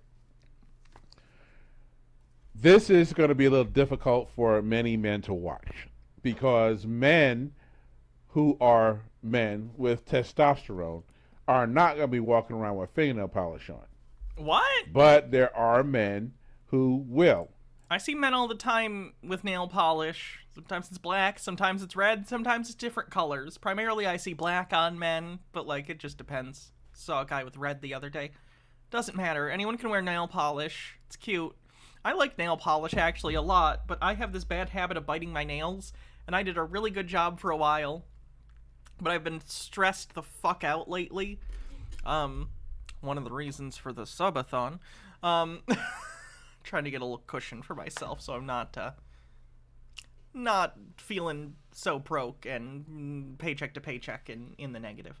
Anyway, so I bit them all off and it sucks. So like for me, painting my nails can be like an affirming form of gender expression that makes me feel feminine, but that doesn't necessarily have to be the case. A man can wear nail polish. That's fine. Just whatever they want to do, whatever makes them happy. And this is a sign that the devil has worked on these people so that they are enamored with wearing fingernail polish. Now, most men like a woman who wears fingernail polish. I mean, that's the bottom line. Guys like a woman who have nicely manicured hands and feet. It's kind of interesting. I've never actually heard a man say that. Just genuinely. I've only ever heard like dudes be like, I don't give a shit. But they like. Guys just do. Stone Corbell says famously in the Bible, fingernail polish. Women do it all the time because they know that their man likes that. But what if you got some man wearing fingernail polish and his all crusty, nasty feet and his all crusty, nasty hands? What? If you got crusty, nasty feet and hands, maybe you need a pedicure and a manicure. The world is that? That is a sign that the devil is effeminizing that guy. Because he's willing to put fingernail polish on. Instead of being a dude, he's going to be soft and, fluffy so that the devil can rule over him. Men can be soft, that's fine. The devil can't rule over a guy, but he can rule over an effeminate guy because the effeminate guy has the same spirit as the devil. And the devil can only rule over people that are like him. And people that are like him are sodomites. In the spirit of the previous video. Okay, so I want to talk to all the I remember this. sluts and hoes right now. If you're feeling offended, then you must know that I'm talking about you. I'm not trying to be mean. I care, because I've been there. And I want you to know that being a cum dumpster is not the path to happiness.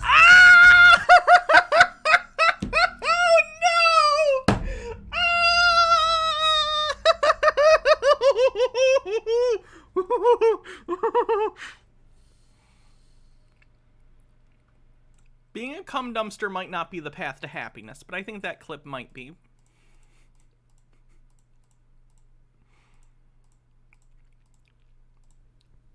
So this is what you're dealing with. Most guys are not going to admit to wearing fingernail polish, but you see some of these guys, especially in the rock scene, who do. There's some guys who in the goth scene who do. And this is something that most men will reject, but these guys will accept.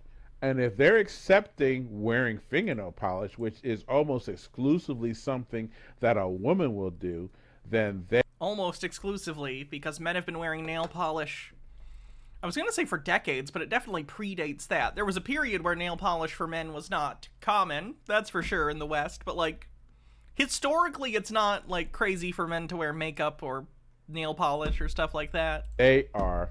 Tea with Goblin says, hang out with some black metal dudes with their black nail polish and smear-eyed liner and waist-length hair screaming about the Luciferian depths of the darkest dark forest and tell me they're soft and girly. It'll be funny.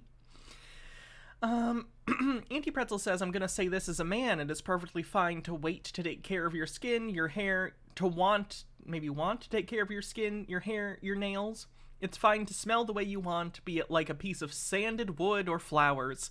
You're allowed to take care of your body and find gentle comforts. You're a human, and this guy is preaching what is likely toxic masculinity. Yeah.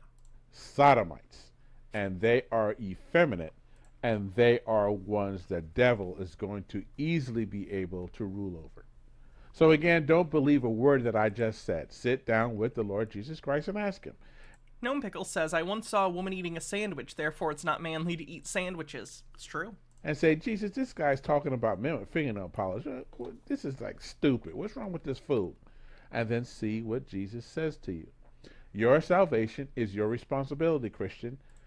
Be aware of what's going on around you. If you're starting to see guys wearing fingernail polish, you know that there is something driving those guys doing that.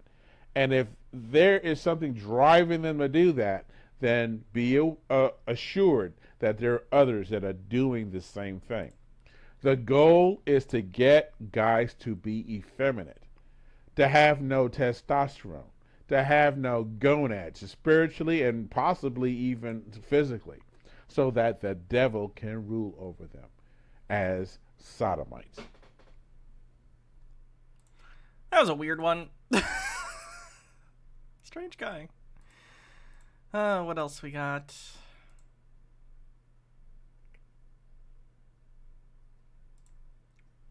You mentioned in one of your last talks that petroleum wasn't what we thought it was, that it wasn't a fossil fuel, that it didn't come from fossil animals. Yeah. Is it just a mineral? Is it a mineral like any other mineral? You see, when they first found petroleum... Profane Priestess says, this reminds me of the 2010s when a bunch of straight men decided it was weird to wash your effing ass in the shower, and that men who groomed weren't straight, but rather metrosexuals. P.S. It was common for men in the Renaissance, Middle Ages, and early modern period to wear makeup and stuff as a status symbol. It meant something to waste money on beautifying yourself. M.H. Darkbeast says, Hannah, have you seen Philomena Kunk? She could be your next Mr. Sausage for cleanses. I've not seen this person. What is this? And Baja, thanks for 33 months, says 33 Freemasonry! It's true. 33 months. That's how long I've been doing this full time. 33 months. Thanks, everyone. Where were we?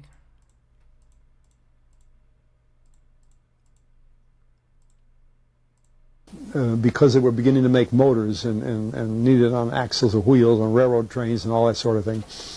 And remember, trains started in the beginning of the 19th century.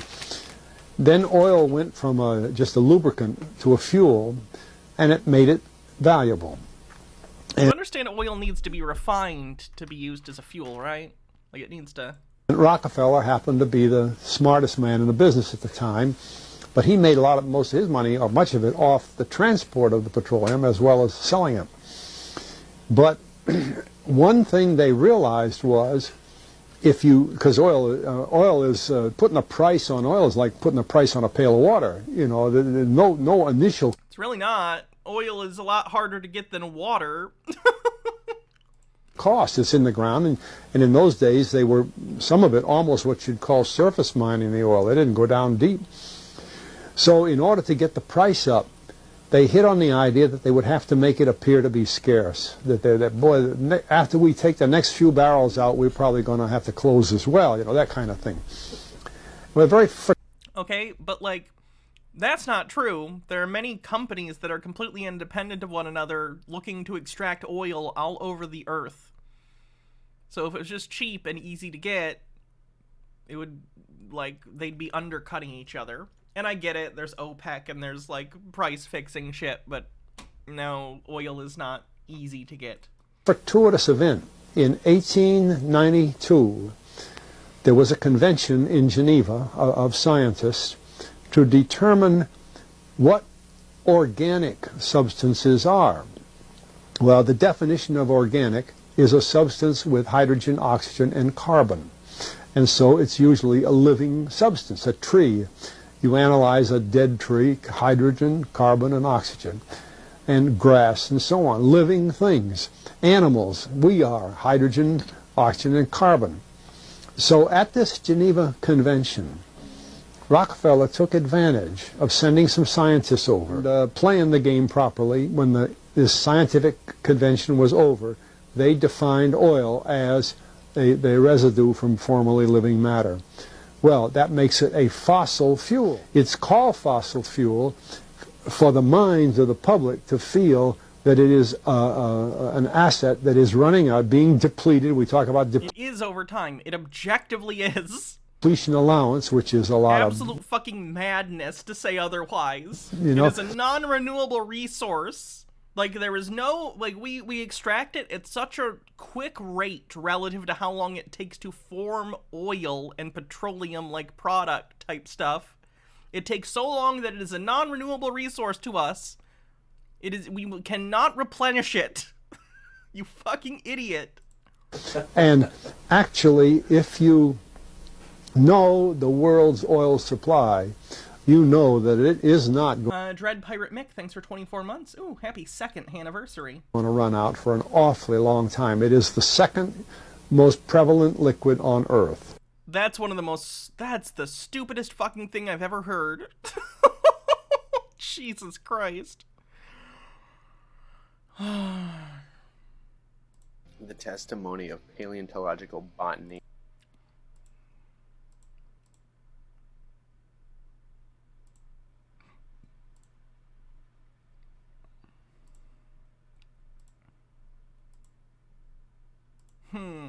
What thing did I want to watch? Yeah, I think I plan on watching some older conspiracy stuff during the Subathon. A lot of it's longer form because it was like VHS or TV based, so it's like an hour and a half long. Hey, any fat? This is that same guy who was scared by ChatGPT because he and his son talked to it and told it was a demon, so then it started acting like a demon. That shit is... That's how the chatbot works. Is the 11th of February, 2023. The most prevalent liquid on Earth is molten rock. I do pray you're well. Microsoft co-founder Bill Gates. Quote, ChatGPT will change our world. You bet it will. And look what this commentator just happens to be saying when I open it up. AI is more than just a fad and could be here to stay. Right? I mean, none of that's probably inaccurate. As opposed to, like don't get me wrong, AI is definitely a buzzword used by, like, Silicon Valley and different industries to sort of get hype, you know? Similar to how Web3 has been used over the last 5 to 10 years or so to try and push a bunch of crypto stuff.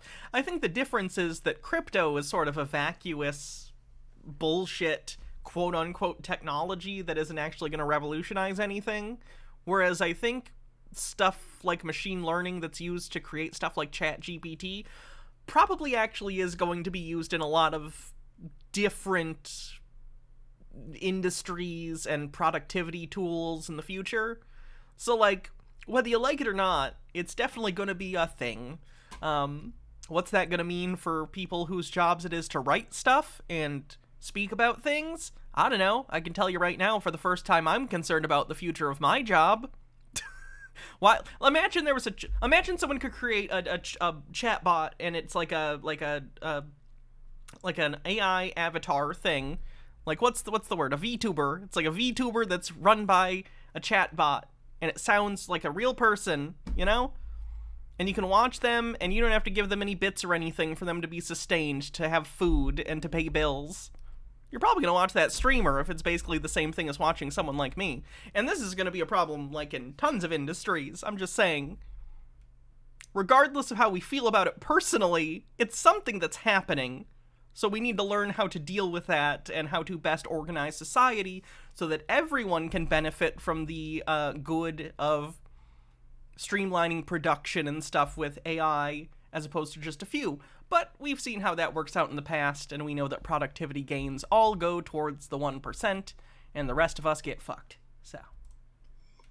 Microsoft co-founder Bill Gates believes that ChatGPT... Logarth says, what kind of cheese does AI like? It doesn't like cheese. That's the scariest part of all. Get Deformed says, I write code for a living and I played with ChatGPT to try to write code, and it's close to replacing an entry-level programmer. Oof. A chatbot that gives strikingly human responses to user queries.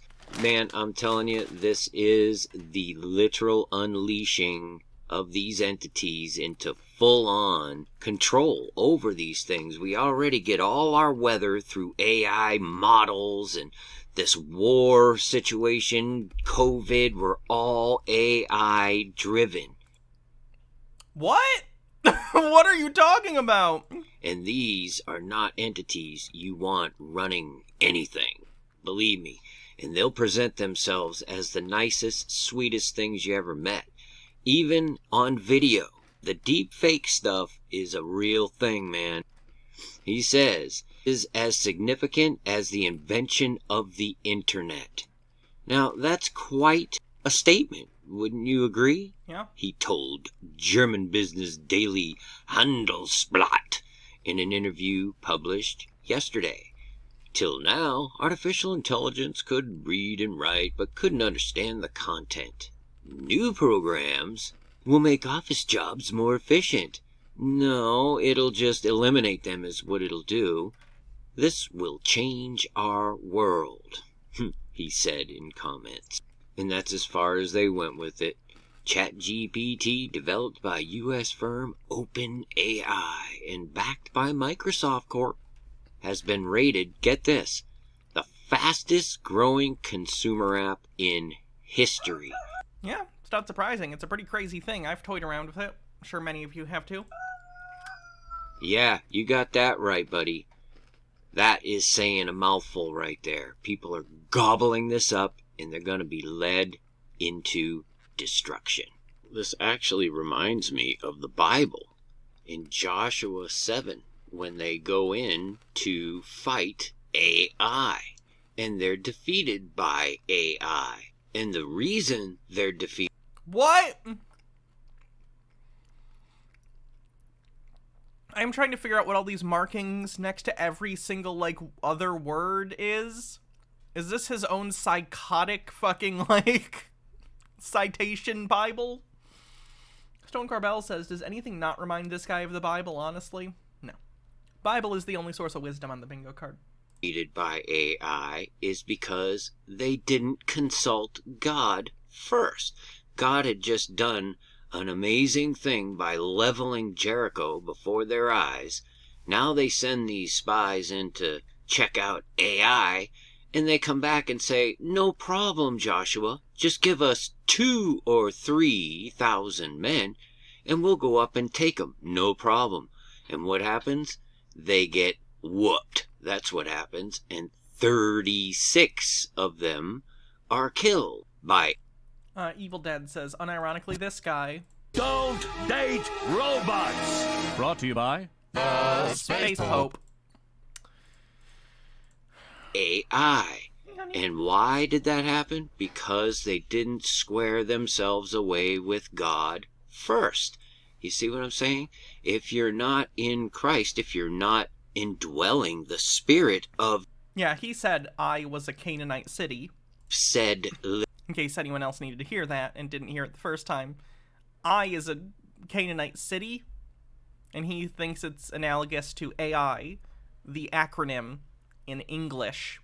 The Bible wasn't written in English, if you need to know that. Living God through Jesus Christ, you understand? This stuff will defeat you. It will smite you. I'm just saying, this is what we're dealing with right now.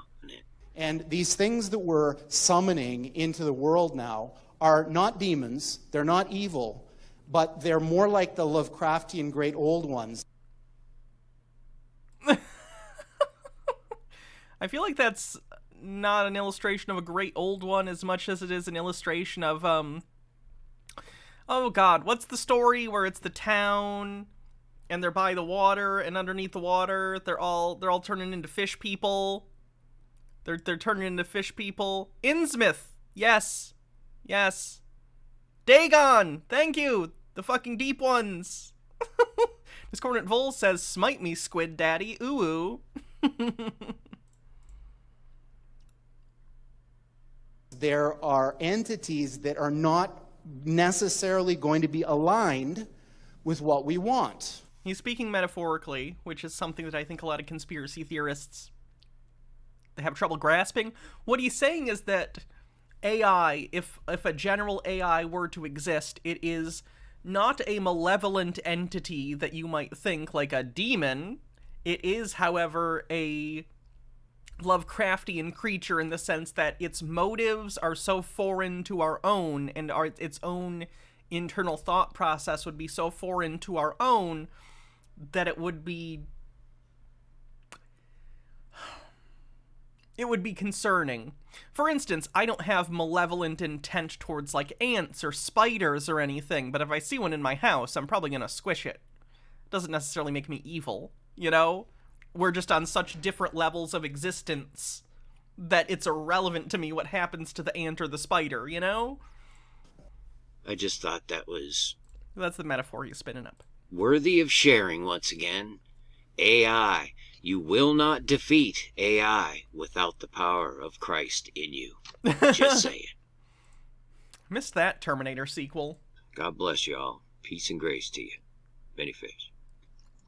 Finally, my brethren, be strong in the Lord, and in the power of his might. Put on the whole armor of God, that ye may be able to stand against the wiles of... Would I fuck a deep one? I'm married, so no.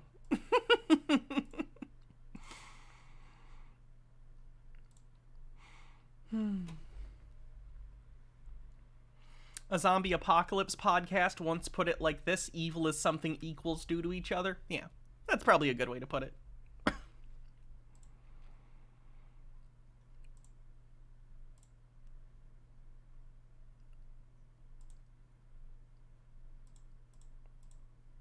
This is a long thing, but this is like one of those Trump people who's like still obsessed with Donald Trump, like coming into office randomly. I don't know if this will have anything interesting, but let's check it out. H-Beard says we just need God, and to make sure that AI never develops iron chariots. So today, I begin thinking about America, the land that you love, the land that I love, that city on a hill. And of course, I had to confess. Reagan quotes. That the light on that hill is a shimmer compared to what it used to be. I believe we all must make that confession. That America is experiencing a very unusual time. And I wanted to make it all make sense for you. First of all, I don't want to give you hopium for America. And yet I know who I'm... Seeing people in their mid to late 40s use internet jargon like hopium is always funny to me. And I know I'm going to be that person someday because I work on the internet. So obviously, as linear time continues, I will get older, but perhaps still stay abreast of the internet slang. So, like, that's going to be cringe. No cap. America is. Very few podcasters understand that America is truly first in the mind of Yahweh.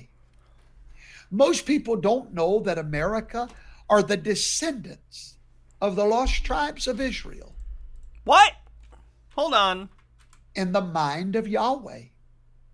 Most people don't know that America are the descendants of the lost tribes of Israel. No. What? People in America have lineage all around the world because America was a place that got taken over by, like, people coming over. There are, of course, indigenous peoples all across the Americas, but, like, I assume you're talking about colonists who came from a variety of different countries and brought different cultures with them. What are you talking about? Trust me. I can prove it. Go to fhtv.tv, and I have many videos there. I'm sure you do. About our national identity. But I also know that the end of all things is coming. As a Bible reader, I know that one day America will face the same thing her grandfather faced. Any day now. Now, what do I mean by her grandfather?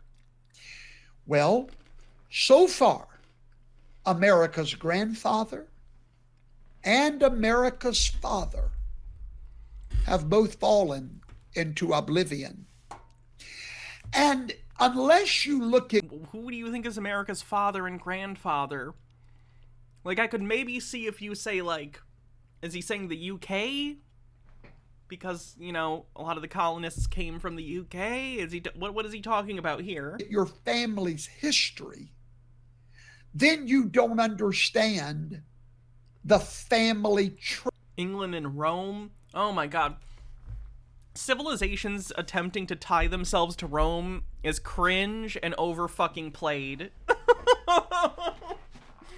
Every goddamn Western civilization wants to be like, we're the descendants of the Romans and the Greeks.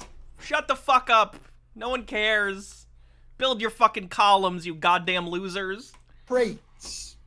You don't understand the family curses and the family blessings.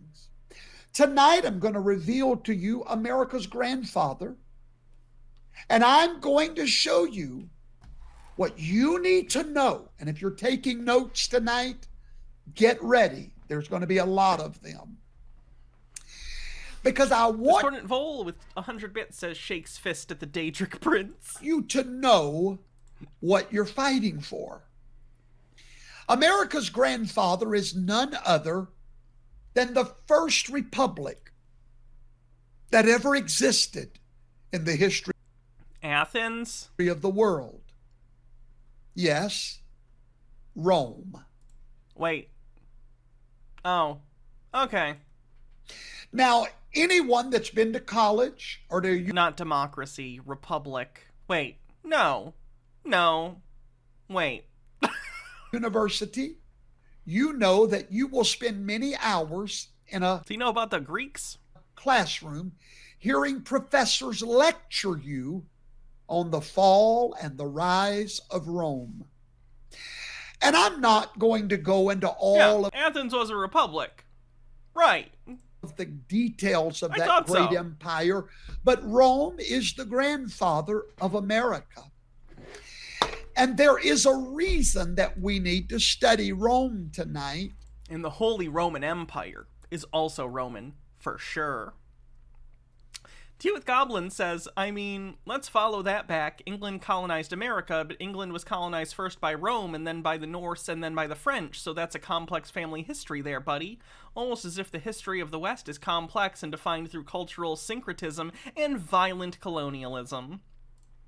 And it's because the republic that you love so much, the rule of law versus the rule of man, I've taught you all those things, it finds its genesis in the Republic of Rome.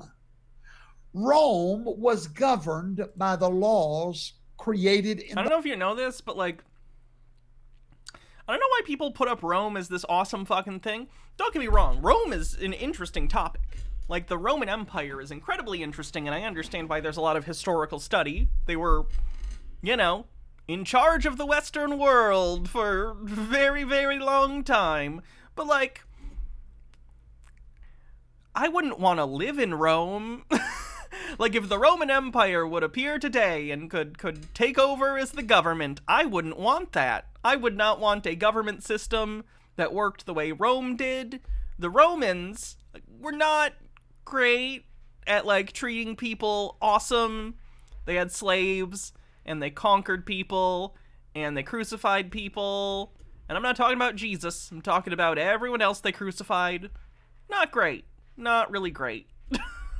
The legislature, rather than the whims of a man or a majority. So if you're going to understand the Republic of America, number one, You've got to rid your mind of the lie that we are a democracy. The right is so hard trying to get people to hate the idea of democracy. Scary shit. Now, we're a democratic republic. They're not mutually exclusive. Fenekagami says, whenever they say America is a republic, not a democracy, idiots like this are celebrating having less control over their lives. Yeah, because they think the people that'll be in control and be autocrats would be people who agree with them, at least more than they agree with someone like me. Now, I'm not going to teach on that tonight. You can go to fhtv.tv and type in the word America 101, where I explain the great difference in a democracy and a republic. Democracy is demonic. Is he literally going to say because they both start with D-E-M? Democracy, demonic. Sounds similar to me. That's enough. I'll say it again. You can put that in your notes. Democracy is demonic. Is this going to be on the because test? Demon powers have always ran in the majority. Always. When the Bible speaks of righteous people, law-keeping people, it's always a minority. So anytime you find the broad way where all the people are going... Most people say washing your hands after you shit is a good idea. Does that mean it's demonic to wash your hands after you shit? That's the way of demons. They're leading the army like the Pied Piper of Hamelin. The children go running after this sound that's in the air. But there's another group of people, such as you and I, that have seen the light, and He literally just wants to be the fucking Ubermensch. He just wants to be in a class of society that gets to make all the rules, and then people he doesn't like and doesn't agree with who are more than him, but he thinks he's special, so he thinks he gets to be up here where everyone else is down here. Gross.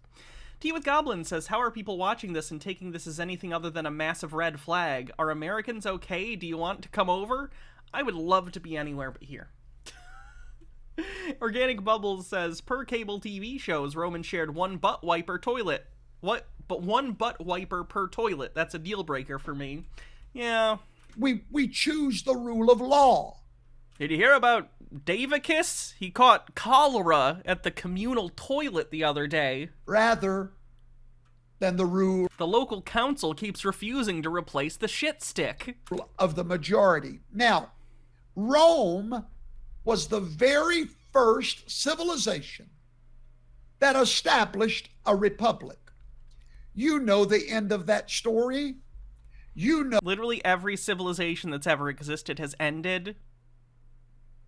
So to say, like, that civilization ended. Okay, all of them do. Ours will end sooner rather than later, probably. It is what it is. It's not good.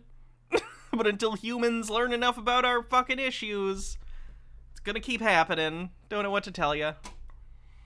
Know that republic no longer exists.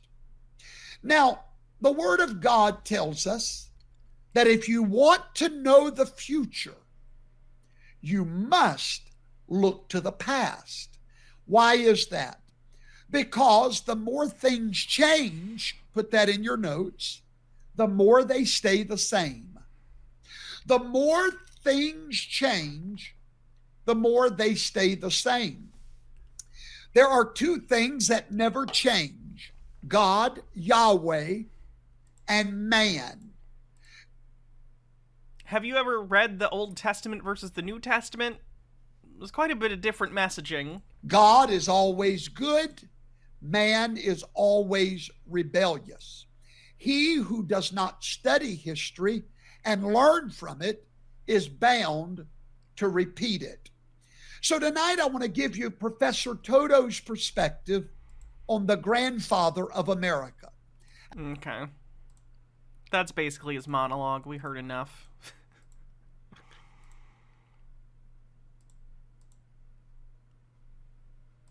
Wake up, wake up, wake up, wake up, wake up, wake up, wake up. Wake up, Africa. Hi, family, and welcome to another episode of Wake Up Africa. My name is Dr. Mumbi Serak. Fenekigami says, and there's the humans are inherently evil, righteousness is an anomaly thing. Like, don't they realize that they make God sound like a wuss by saying demons rule the majority? Key, how you doing? How's everything going? I really do pray that you are well in all family, all your ways, and that you're moving into living life very much on your own terms, in your own rhythm, in spiritual time, family. Because let me tell you, I'm reporting live and direct from the 5D, the fifth mother dimension. 5D on the bingo card. 5D, not 5G. 5D as in dinosaur. And I've never been so at peace. I've never felt so vibrant. I've never been in such perfect health, such perfect mental health, perfect physical health, perfect spiritual health. And I just encourage you, family, to make you your priority, transitioning into what this. What the hell is 5D? Fifth dimension? New reality. Because we're all living in the third dimension, but big brain conspiracy theorists are living in the fourth and fifth dimensions. A lot of things that you're going for now, based on the way the world was, based on the Matrix, which has totally died, that is taking so much energy and so much time. Whereas if you would shift dimensional, shift perspective, you could really experience life in a whole other way. And instead of taking 5 years to do things, literally things can happen in 5 days, 5 weeks, 5 months. So definitely worth it. There's an acceleration for those of us who are living on that higher dimension. And when I say fifth dimension, it's more about... Well, you live in the ninth dimension, so you went... That's actually funny. It would be a funny way to deal with people like this, to be like, oh, that's cute. You're in the fifth dimension? I remember that. I'm in the 23rd dimension now. You would not understand what I'm going through and just, like, be really condescending. See him get pissed off. A higher level of thinking, a more sophisticated use of your mind, use of your energy, use of your intelligence, use of your skills, where you just don't sweat the small stuff anymore. You don't sweat the 3D stuff. 3D is who did what, this, who, what, where, why, how. That's literally 3D. It's all about this physical. Argonian Bum says her language really illustrates that self-help line 2 leads to conspiracy nutjob pipeline as the feminine counterpoint of Jordan Peterson. Yeah, the crunchy granola energy shit has been going real hard towards the conspiracy community lately, and anti-vax. It's been bad. But 5D, as much as you're in the physical, it's coming through a spiritual channel, so it's magical, family. But those are stories for other days. I've actually done a whole show on what it's like to be in the 5D, 5 kind of signs, and I didn't even know how to phrase it, but definitely check it out if you'd like to catch it first before it appears on the public platform. Then consider joining our Patreon. And thanks to everyone who has supported us on Patreon. You guys are literally the ones who are producing the show and enabling us to continue to bring the awakening news to our people. Thanks to every single person that has sent us PayPal donations. We do have a gift for you in the mail. And to everyone who has bought our single and our ringtones on Gumroad, we appreciate, love you so much. Oh my God, there's people buying ringtones in 2023? Holy shit. Maybe they are operating on another dimension, and in that dimension it's still 2003. Do you guys have Crazy Frog? For doing that. So family, there's this whole thing that's been going on, and where they talk about how, I don't know if you've been seeing it in the news. The minute I saw CNN was the one behind this story, I was like, oh my God, here is another predictive programming story, just like the Rihanna and the Super Bowl. Definitely check predictive programming on the bingo card. The show I did out on that. But over the last 2 weeks, or for the past week or so, Canada and the divided states have been shooting down so-called UFOs in the skies, and people are wondering what are these objects and everything. Probably more spy satellites, or rather not satellites, I'm sorry, spy balloons.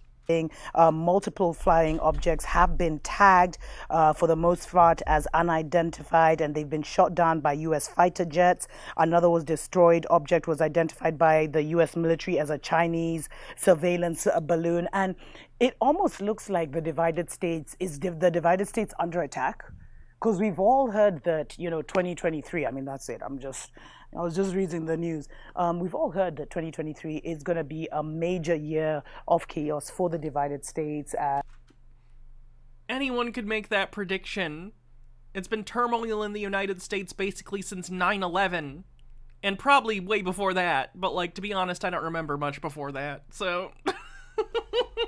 And, there's different prophets and seers and visionaries who have talked about how they saw, the divided states being invaded. They saw... You can't do a land invasion of the United States. There's mountain ranges, and there's people with guns, and there's deserts, and there's winter that gets terrible in a lot of places.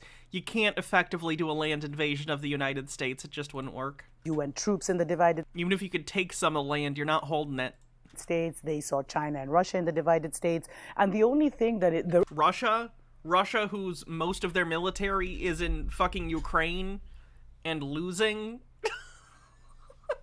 The only reason the divided states is still somehow holding together, and that is because of the consciousness of the people.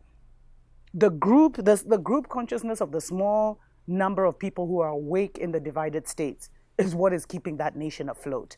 And once those people are guided out of there, or guided to the inner earth worlds within, on the Turtle Island, I'm not going to get too deep into that.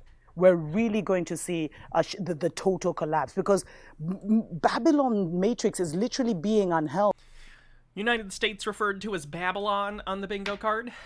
Mr. Whiskers says, I'd like to see some try to take on the Meth Gator cavalry here in Florida. By people's fear of the unknown, of fully releasing the past. That's the only reason they're still existing. And you guys, the reason that the divided states is already now, UFO shot from the sky, is because they're planning a fake alien invasion. No, they're not. For the last fucking time, UFO does not mean aliens. If you're reading articles that imply in any way that it's aliens, you're being fucking clickbaited and you're an idiot. It's not aliens. It will probably never be aliens. Shut the fuck up about aliens. To kind of try and mess with the minds of aliens on the bingo card, and yes, false flag. No, psyop. Not false flag, it's a psyop. Of the people, because the so-called aliens are already here. Some of those aliens never left. They've been around. And there's increasing sightings, especially of cloud formations. No, not the cloud gina. All these different kind of supernatural activities. Family. Me, I'm connected to, there's always, like right now, I'm looking into the sky. I wish I could just point the camera. There's a... I like that the screenshot she showed literally explains in the text that it's a lenticular cloud and it's an understood phenomenon, and she's just going to ignore that and be like, it's magical! Like, no, the article literally says what it is. You fucker. Massive black cloud right above me. Is that a spaceship? No. Because what I feel is that Babylon knows that in this reality, it's a consensus reality. So the truth that the majority believe becomes the truth of the world. But there's a caveat in that. No, there's such thing as objective truth. Because as people, they brought people so low that a lot of people are basic robots. But now, with this ascension people... Marcus Drake says, if it's a spaceship, she's concerningly calm about it. There's an emergence of a new race or new breed that are moving on a way higher... Once again, common. You see it differently in different conspiracy theorists, but there is that consistent theme of, I am separate from other people, I am better than other people, the vast majority of people are idiot sheep, and they don't know anything, and they're NPCs, and they don't think, but I and the other conspiracy theorists who know the special, secret MacGuffin information that only we know, we're the select few. It's very common, and it's sad and distressing. Marcus Drake says, if it's a spaceship, I just read that. Vibration, and they're influencing reality. They're influencing the group consciousness, and they're... Didn't they rebrand UFOs because of the UFO alien people? Yes. They're called, like, unidentified aerial unidentified aerial projectiles? Unidentified aerial something. I think it's a P. UAPs or something like that. Discordant Vol says, also, I can't stress this enough. There is no money in the Invade the United States banana stand. Phenomena, thank you. Unidentified aerial phenomena. Literally UAP. taking the group, snatching the group consciousness from the Babylon system, which is why there's been such crazy censorship, which is why they targeted and tried to eliminate the David Icks and the Riza Islams of this. David Icke is a fucking anti-Semite. World, which is why there's been so much tried control of the news, because this other alternative news, alternative information is gaining rapid momentum. And one of the big, and the conspiracy theorists of the past, as I've said before, are emerging as the prophets of today. They're not. And more people, especially as as the matrix falls and people's consciousness has nothing to hold on to, more people now are grappling for information outside of their regular sources. For a lot of the people who have been in deep slumber, the CNNs of this world are just not a vibrational match anymore. And there's so much outcry against different alternative, alternative censorship, etc., that even the hardest core people in religious psychosis, or the ones who really buy into the Babylon lies, are finding themselves now curious enough to look at alternative voices. And one of the biggest things that's emerging is that we are not alone. Our ancient ones are back. I've been saying that for the last 3 years. The ancestors are among us. Some have incarnated physically. Some are on motherships around us. There is so much alien activity that's going on from many beings, from many different worlds. And some are just beings from... Yes, calling modern society Babylon. I said that already. Right here, family. And Babylon knows that if they don't control the narrative of the so-called alien invasion, if they don't try and kind of orchestrate that themselves, then they are totally going to lose humanity in a twinkle of an eye when the real ones actually reveal themselves. And the reason the real... I feel like the last thing you want to do if there were actual aliens circling your planet is to fake an alien invasion. Because I feel like that would get the aliens to show up and be like, hey, it's not us. Sorry, we've been here, but that's not us. Ones haven't revealed themselves, family, is because we're not yet a vibrational match. A lot of these beings that are in these so-called alien ships, that are in these cloud formations, where you look and you just know in your heart of hearts that that's not a cloud. An ideology based on looking at clouds and going, I don't think you're a cloud! Clued, become a ship, Clued, become a ship. Jesus Christ, the world is full of such crazy people. How do these people operate on a day-to-day, how does this work? You get up and you're like, I gotta, my brain gives me the feeling that cloud isn't real. This is your thoughts? These are you use energy from food to have these thoughts? God damn. You just know it. Because you're on the beach, it's a sunny day, and then in the middle of nowhere, there's a black cloud somewhere. And, we know that our ancestors travel in the clouds, family. And so they want to control this narrative in their attempt to keep control of Mama Earth as long as possible, or the consciousness, because they don't control Mama Earth. Let me even just take that back. Mama Earth is back in control. She's getting ready to cleanse. We're actually the ones who are delaying the great full restoration with our consciousness, because our Discordant Vol says compartmentalization. Consciousness is another elemental. Let's say like that. Let's put it like that. The collective human consciousness is another elemental that needs to be taken into consideration by Mama Earth as she transforms. And we've tried as rapidly as possible to awaken ourselves and take ourselves to a new vibration so that we carry the consciousness of the planet to a new vibration. But if some of these beings came through now, we couldn't handle them energetically. And they would shift our reality, which is not how things are supposed to work. but they are here, energizing those who are ready. So whether the divided states is under attack from Russia and whatever, and they're trying to pretend that, it's an alien invasion, or whether they're trying to, it's all an act, family. It's all an act.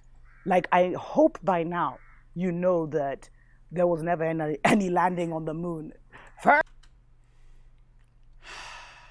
step for mankind, and Stone Corbell says, does she believe this shit or is she a grifter? I think she believes it. step for man, and step. That never happened. Stone family. Corbell, 50K bits badge, nice. That was actually Hollywood. It was a great Hollywood production. These No, we've been to the moon. guys lie so much.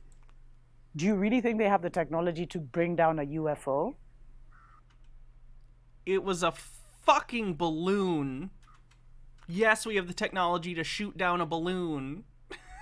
Like, all the technology We get close enough, a BB gun could have done it. that the divided states has, they got from lower vibing aliens, if you want to call it, the greys and stuff, in return for allowing these lower vibing aliens or whatever, the ones we've seen with the big eyes and the greys and all this stuff and the reptilians, in return for them experimenting on their people. That's why there's so many like alien abductions and all this kind of stuff that happens in the divided states.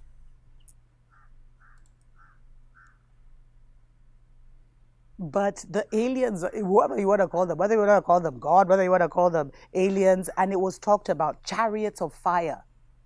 Our people are back, family. And they're going to try and create a false kind of invasion. And there's so much they're going to try and trick you with these physical eyes. That's why your spiritual evolution should be your priority. And when you see them starting to pull out tricks like this, of shooting down this and doing that and that, know that time is of the essence and you're kind of running out of time now. We're getting ready for the main event. And the main event is going to be a fake event. But sadly, the few that they control in that group consciousness will fall for that. But we need to have secured our own consciousness so that when the group consciousness falls for that, we don't. And a lot of that, us got that trial run with the pandemic, where everyone, we made enemies with family, with friends. Yeah, because you're fucking idiots that put other people in danger by not listening to doctors and scientists about matters of science and medicine. We've already been through that test, family. But for now, the new waivers who are awakening now, who are ascending now, that's going to be their challenge of like, protect your mind from the lies of Babylon and how Babylon slowly creates a narrative. And anytime Babylon tells you a story, ask why and why now. Don't fall for the okie doke, family. Don't fall for the BS. Everything. Reno Redhead says, hey Hannah, it's freaking out. I changed my username because I'm going to be VTubing soon. Figured I'd let you know. Oh, cool. Is orchestrated. Let me know when you start. I'll do some raids for you. Hydrate. They're not the alien beings that they'll try and make you think they're fighting in the space, whatever. It's because the chariots of fire that hold our ancestors are here now. They can keep wiggling around. They can keep... Organic Bubbles says people like her always scoff at science, like you sheeple believe the lie about gravity when it's obvious we're held down by magic turtle monkeys. Yeah. It's exhausting, isn't it? Oh, almost on a hype train. Keep trying to control the people, trying to torture the people, put the people in fear. Off topic, but I'm curious, I saw it mentioned on a previous stream. What's gender fluid? Gender fluid is someone who sometimes feels one way about their gender identity and sometimes feels other ways about it, and it kind of changes from day to day or from week to week or over some period of time. Their gender identity is in flux. It is fluid. And even in flux kind of makes it sound like it's out of equilibrium, when that's not the implication I'm trying to give. It's just something that is variable for them. Discordant Vol, thanks for 100 bits and kicking off a hype train. Chip the people. The unrated version of Megan is going to be on Peacock the 24th. Fuck yes. Discordant Vol, thanks for 50 bits. I did see the Tetris movie trailer. I think that looks good. I think it's a show, though, like a mini-series. These things. 25% to level 1. I liked Megan. The ancient ones are back. The chariots of fire are here. And when the real aliens make themselves known, trust me, family. You'll know. You'll know. So don't fall for this nonsense. Definitely consider supporting the channel, family, because as we share these alternative stories, it limits our possibility of getting monetized by YouTube. You can either support us on Patreon, where we do release more exclusive content that we can't release here. Support us with a love donation, and we'll definitely send you a gift in the mail. A love donation. What a nice way to say, give me your money. Hey, we're on a hype train, everyone. I hope people give lots of donations. Or consider Jesus buying our new theme song, Change My Mind, or some of our ring. Corner Vol says the doctor is in with 50 bits. Tones, all the links. Woo. Interesting to hear from Dr. Mumby. Oh, what else we got? It's an old televangelist term. Shocking. Love donation.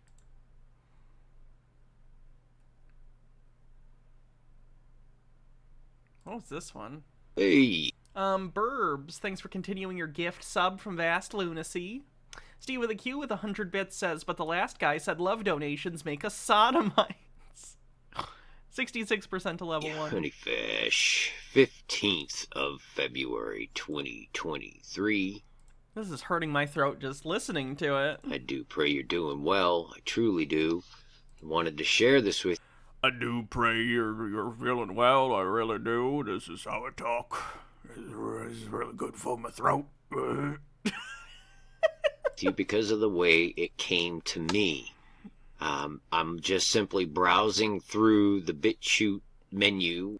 That's always a great thing to do, especially if you're very stupid and prone to buying propaganda. It's usually a really good idea to spend time on BitChute. Nemesaur, thanks for gifting 10 tier 1 subs. Thank you very, very much. Reno Redhead says that was a decent Arthur Morgan impression, Hannah. Oh. And what do I come across? A video talking about wooden shoes and how they make wooden shoes in Holland. Okay. Stone Corbell, thanks for gifting a sub. 48% to level 4.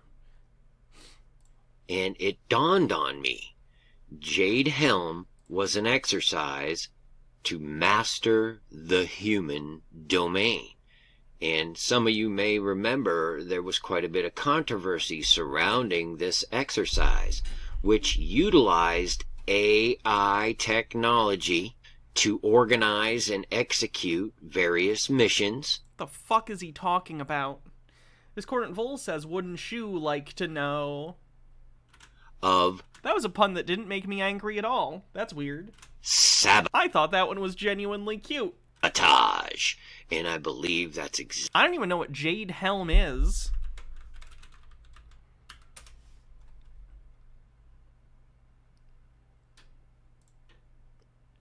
The Jade Helm 15 conspiracy theories were based on the Jade Helm 15 United States military training exercises, which took place in the multiple U.S. states between July 15th and September 15th, 2015. The exercise, which involved 1,200 personnel from 4 of the 5 branches of the U.S. military, was designed to train soldiers in skills needed to operate in overseas combat environments, including maneuvering through civilian populations. The announcement of these training exercises raised concerns and generated conspiracy theories that the exercises were a hostile military takeover. I got you. Understand. Exactly. And he thinks AI was involved for no reason at all. What we're seeing, because that's what the wooden shoe represents symbolically. Sabotage. And it's interesting. Wait, what? Why? Why do you think that? What? Wooden shoes? What the fuck? How they embedded it, albeit very lightly and hard to see here, but it's there, and I believe that's what we're seeing play out now.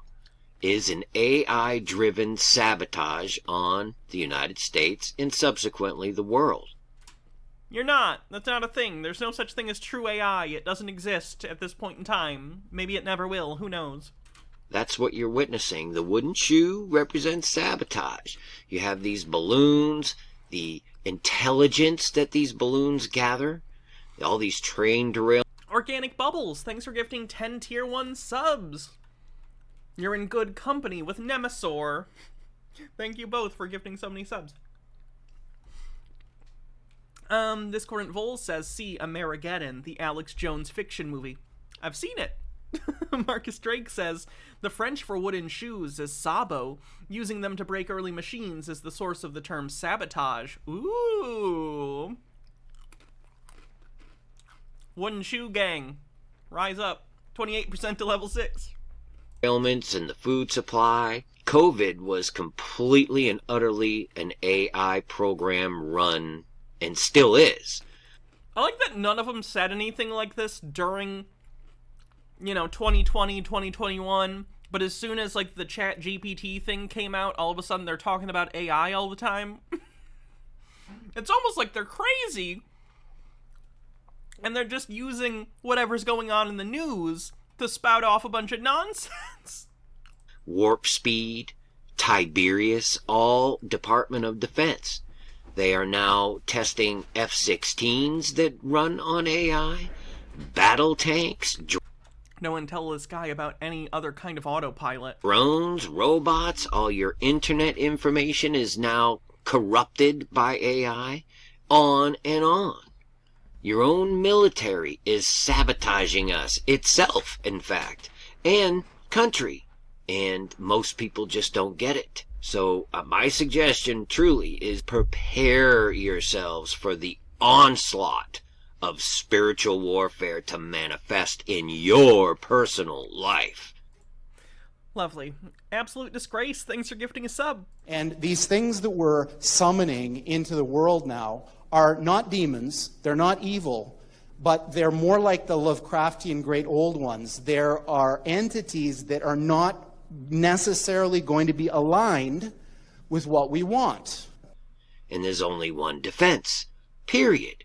Jesus Christ, the Spirit of the living God, not this fake Christian Jesus garbage running rampant everywhere right now, but by the Spirit of the living God, through and by His Son, the one true God, Jesus Christ.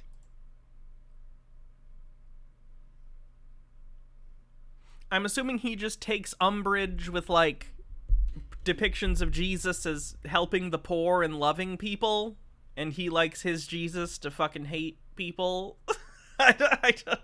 And as I see this and bring this up, I'm led to just look and see, well, how long ago was Jade Helm?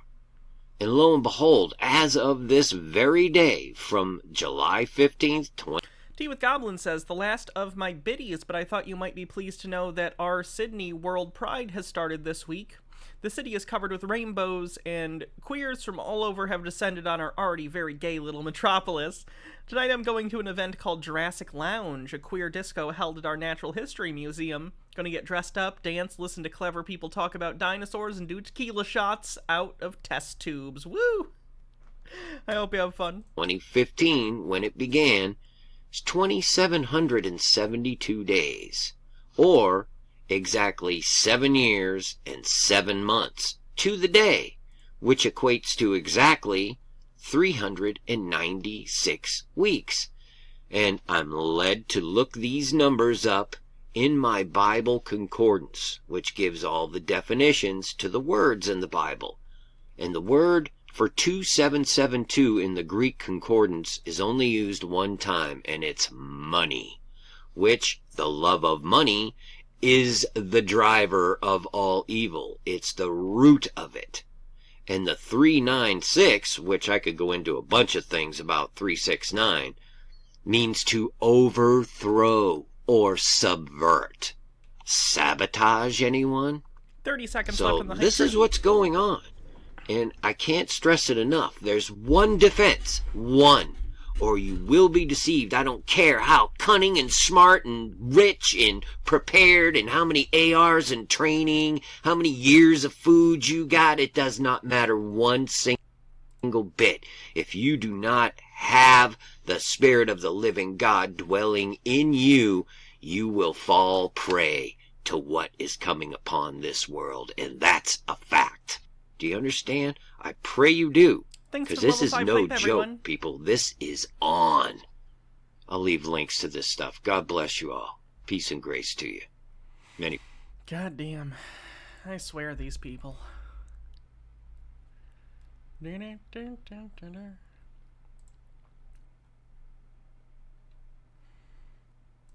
Alright, before we call it a day, let's finalize some of the goals and stuff for the Subathon. Let me fix this so we can take a look. What's my window capture? Discordant Vel says somebody's got kicked out of their prepper group.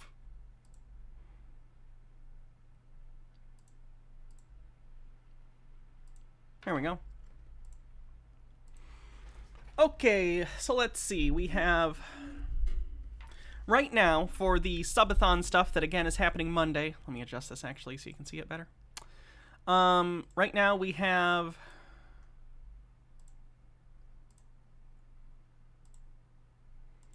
a P.O. box opening to Boldly Flee, watching it on stream, getting a Discord for us, doing like an hour or so of karaoke. You guys can pick the songs for me. Maid outfit's gonna be the top one. A Broha stream. Omega quiz. I'm assuming Omega quiz will be the first one, because that's pretty simple.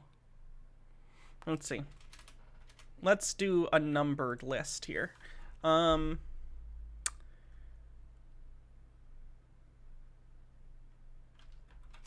Omega quiz. Let's call that 100 subs. Does that seem reasonable?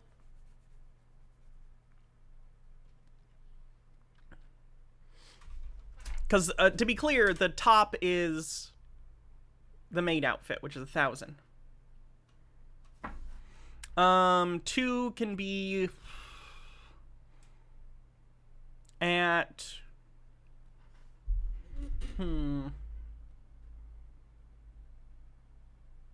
Let's say 2's the Discord, because again, we really need one, and we'll probably get to the second one. What do you think is a good amount of subs for Discord? Setting up a Discord for everyone, so we can have our own little community.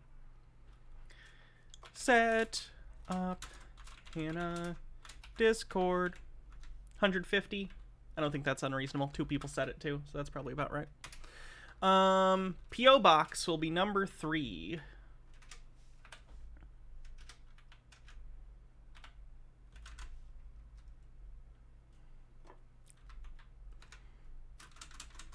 Let's call the P.O. Box 250. Does that sound reasonable? 225? What do you guys think? 200? I don't know.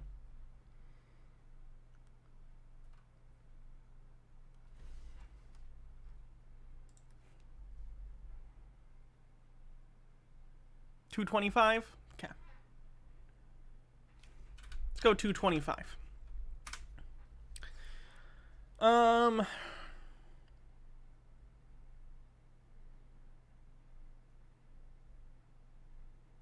Let's do...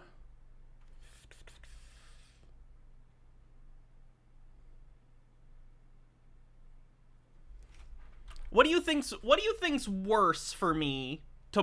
Watching To Boldly Flee or doing like an hour of karaoke? One is more passive and one is more... What? Karaoke's worse? Really? You think? You haven't seen To Boldly Flee.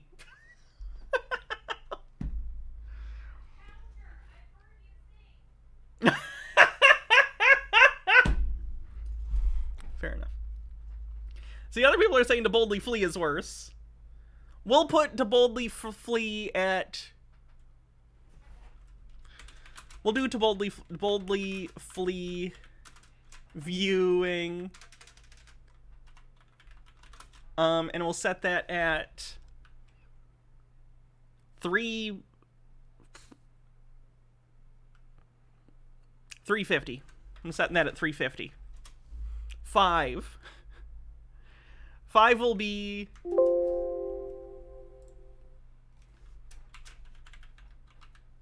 I always misspell karaoke. Don't fucking be mean to me. Karaoke time. This will be at 500. The amount is expanding between them. I think that's reasonable.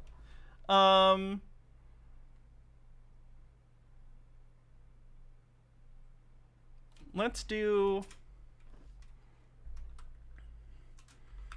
Broha stream at 700? 700? Does that sound right? 650. 650? 650?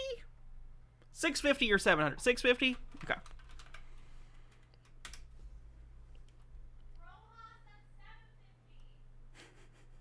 He says 750? Okay, then I'm gonna put him at 7. Broha at 750. We'll throw in a Danzy hour. We'll throw in a Danzy hour. God damn it. 675. No, 650 is fine for that one.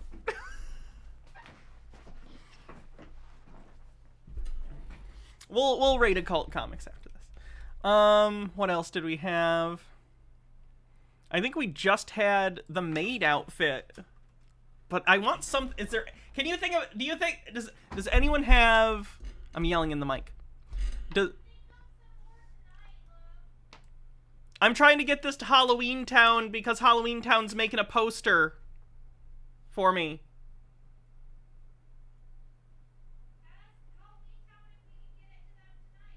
I'm sure they're fine with that.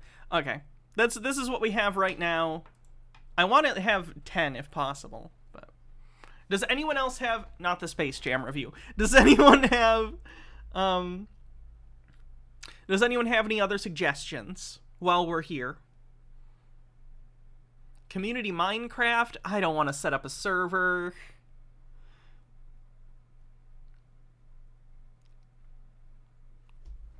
I would need consent from Mr. Blast for something. Get high on stream. That's an April thing. I don't want to do that. I'll do it for like 420 as a thing. But Heart Beeps, we can't watch the entirety of Heart Beeps.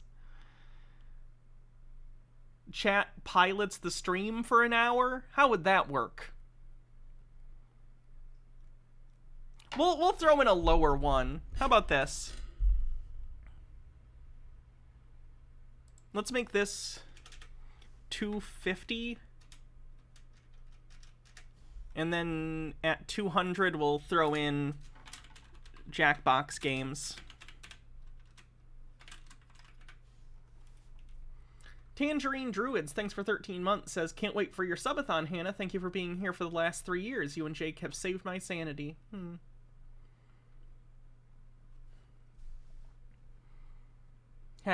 Add in some low-key game for you. I'm probably going to play Stardew at some point during the thing, but...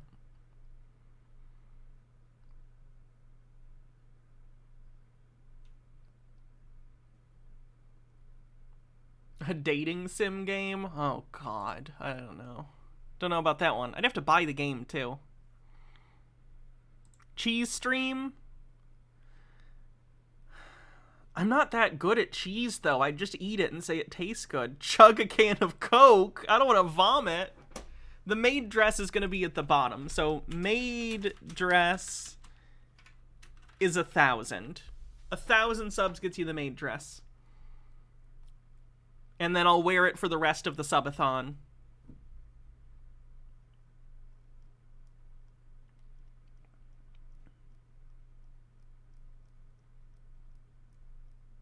I don't even have any more Dr. Pepper beans. I don't say that. I don't want to eat more Dr. Pepper beans. I unironically cannot do anything spicy. I will get hurt. Blu-ray show and tell. I could do that for free. Like, I would do that just to fill up time.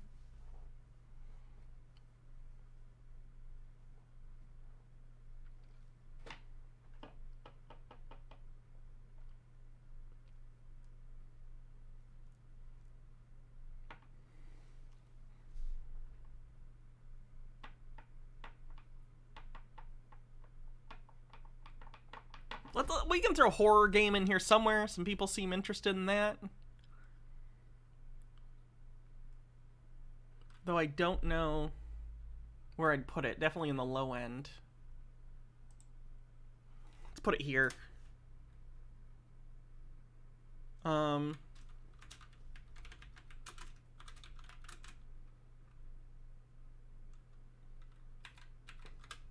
Does that sound right? I've played a little bit of Outlast, so we could do that or something.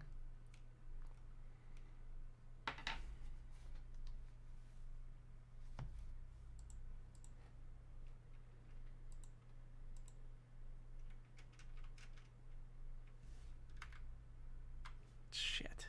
How do I undo this? Edit, undo. Edit. Undo. Edit. Undo. There we go. There we go. So we have 10. That's good.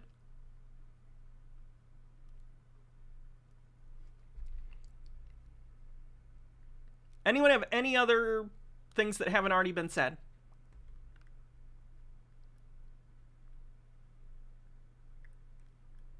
New riff on Dark Dungeons? We could probably just do that, honestly. When is this going to be? Starting Monday. Monday's the start of this. We have a Broha stream on here already, and Baha was just kind enough to do a stream for us, so I don't think we're going to ask her to do that again, because she's still working on her PhD and finishing it up, and she'll be really busy.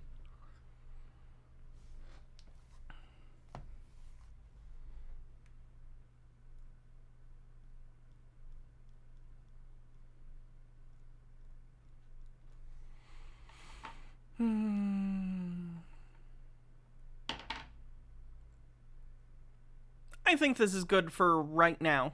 Halloween Town. I will send this to you later, a finalized version.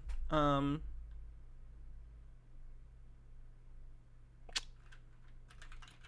I think we have at least the framework here. I'll send this to you a little bit later tonight, on the Discord.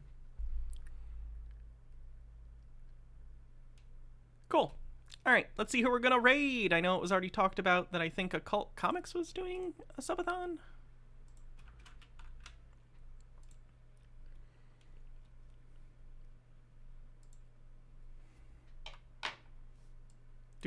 Oh my god, 54 hours. Fuck me.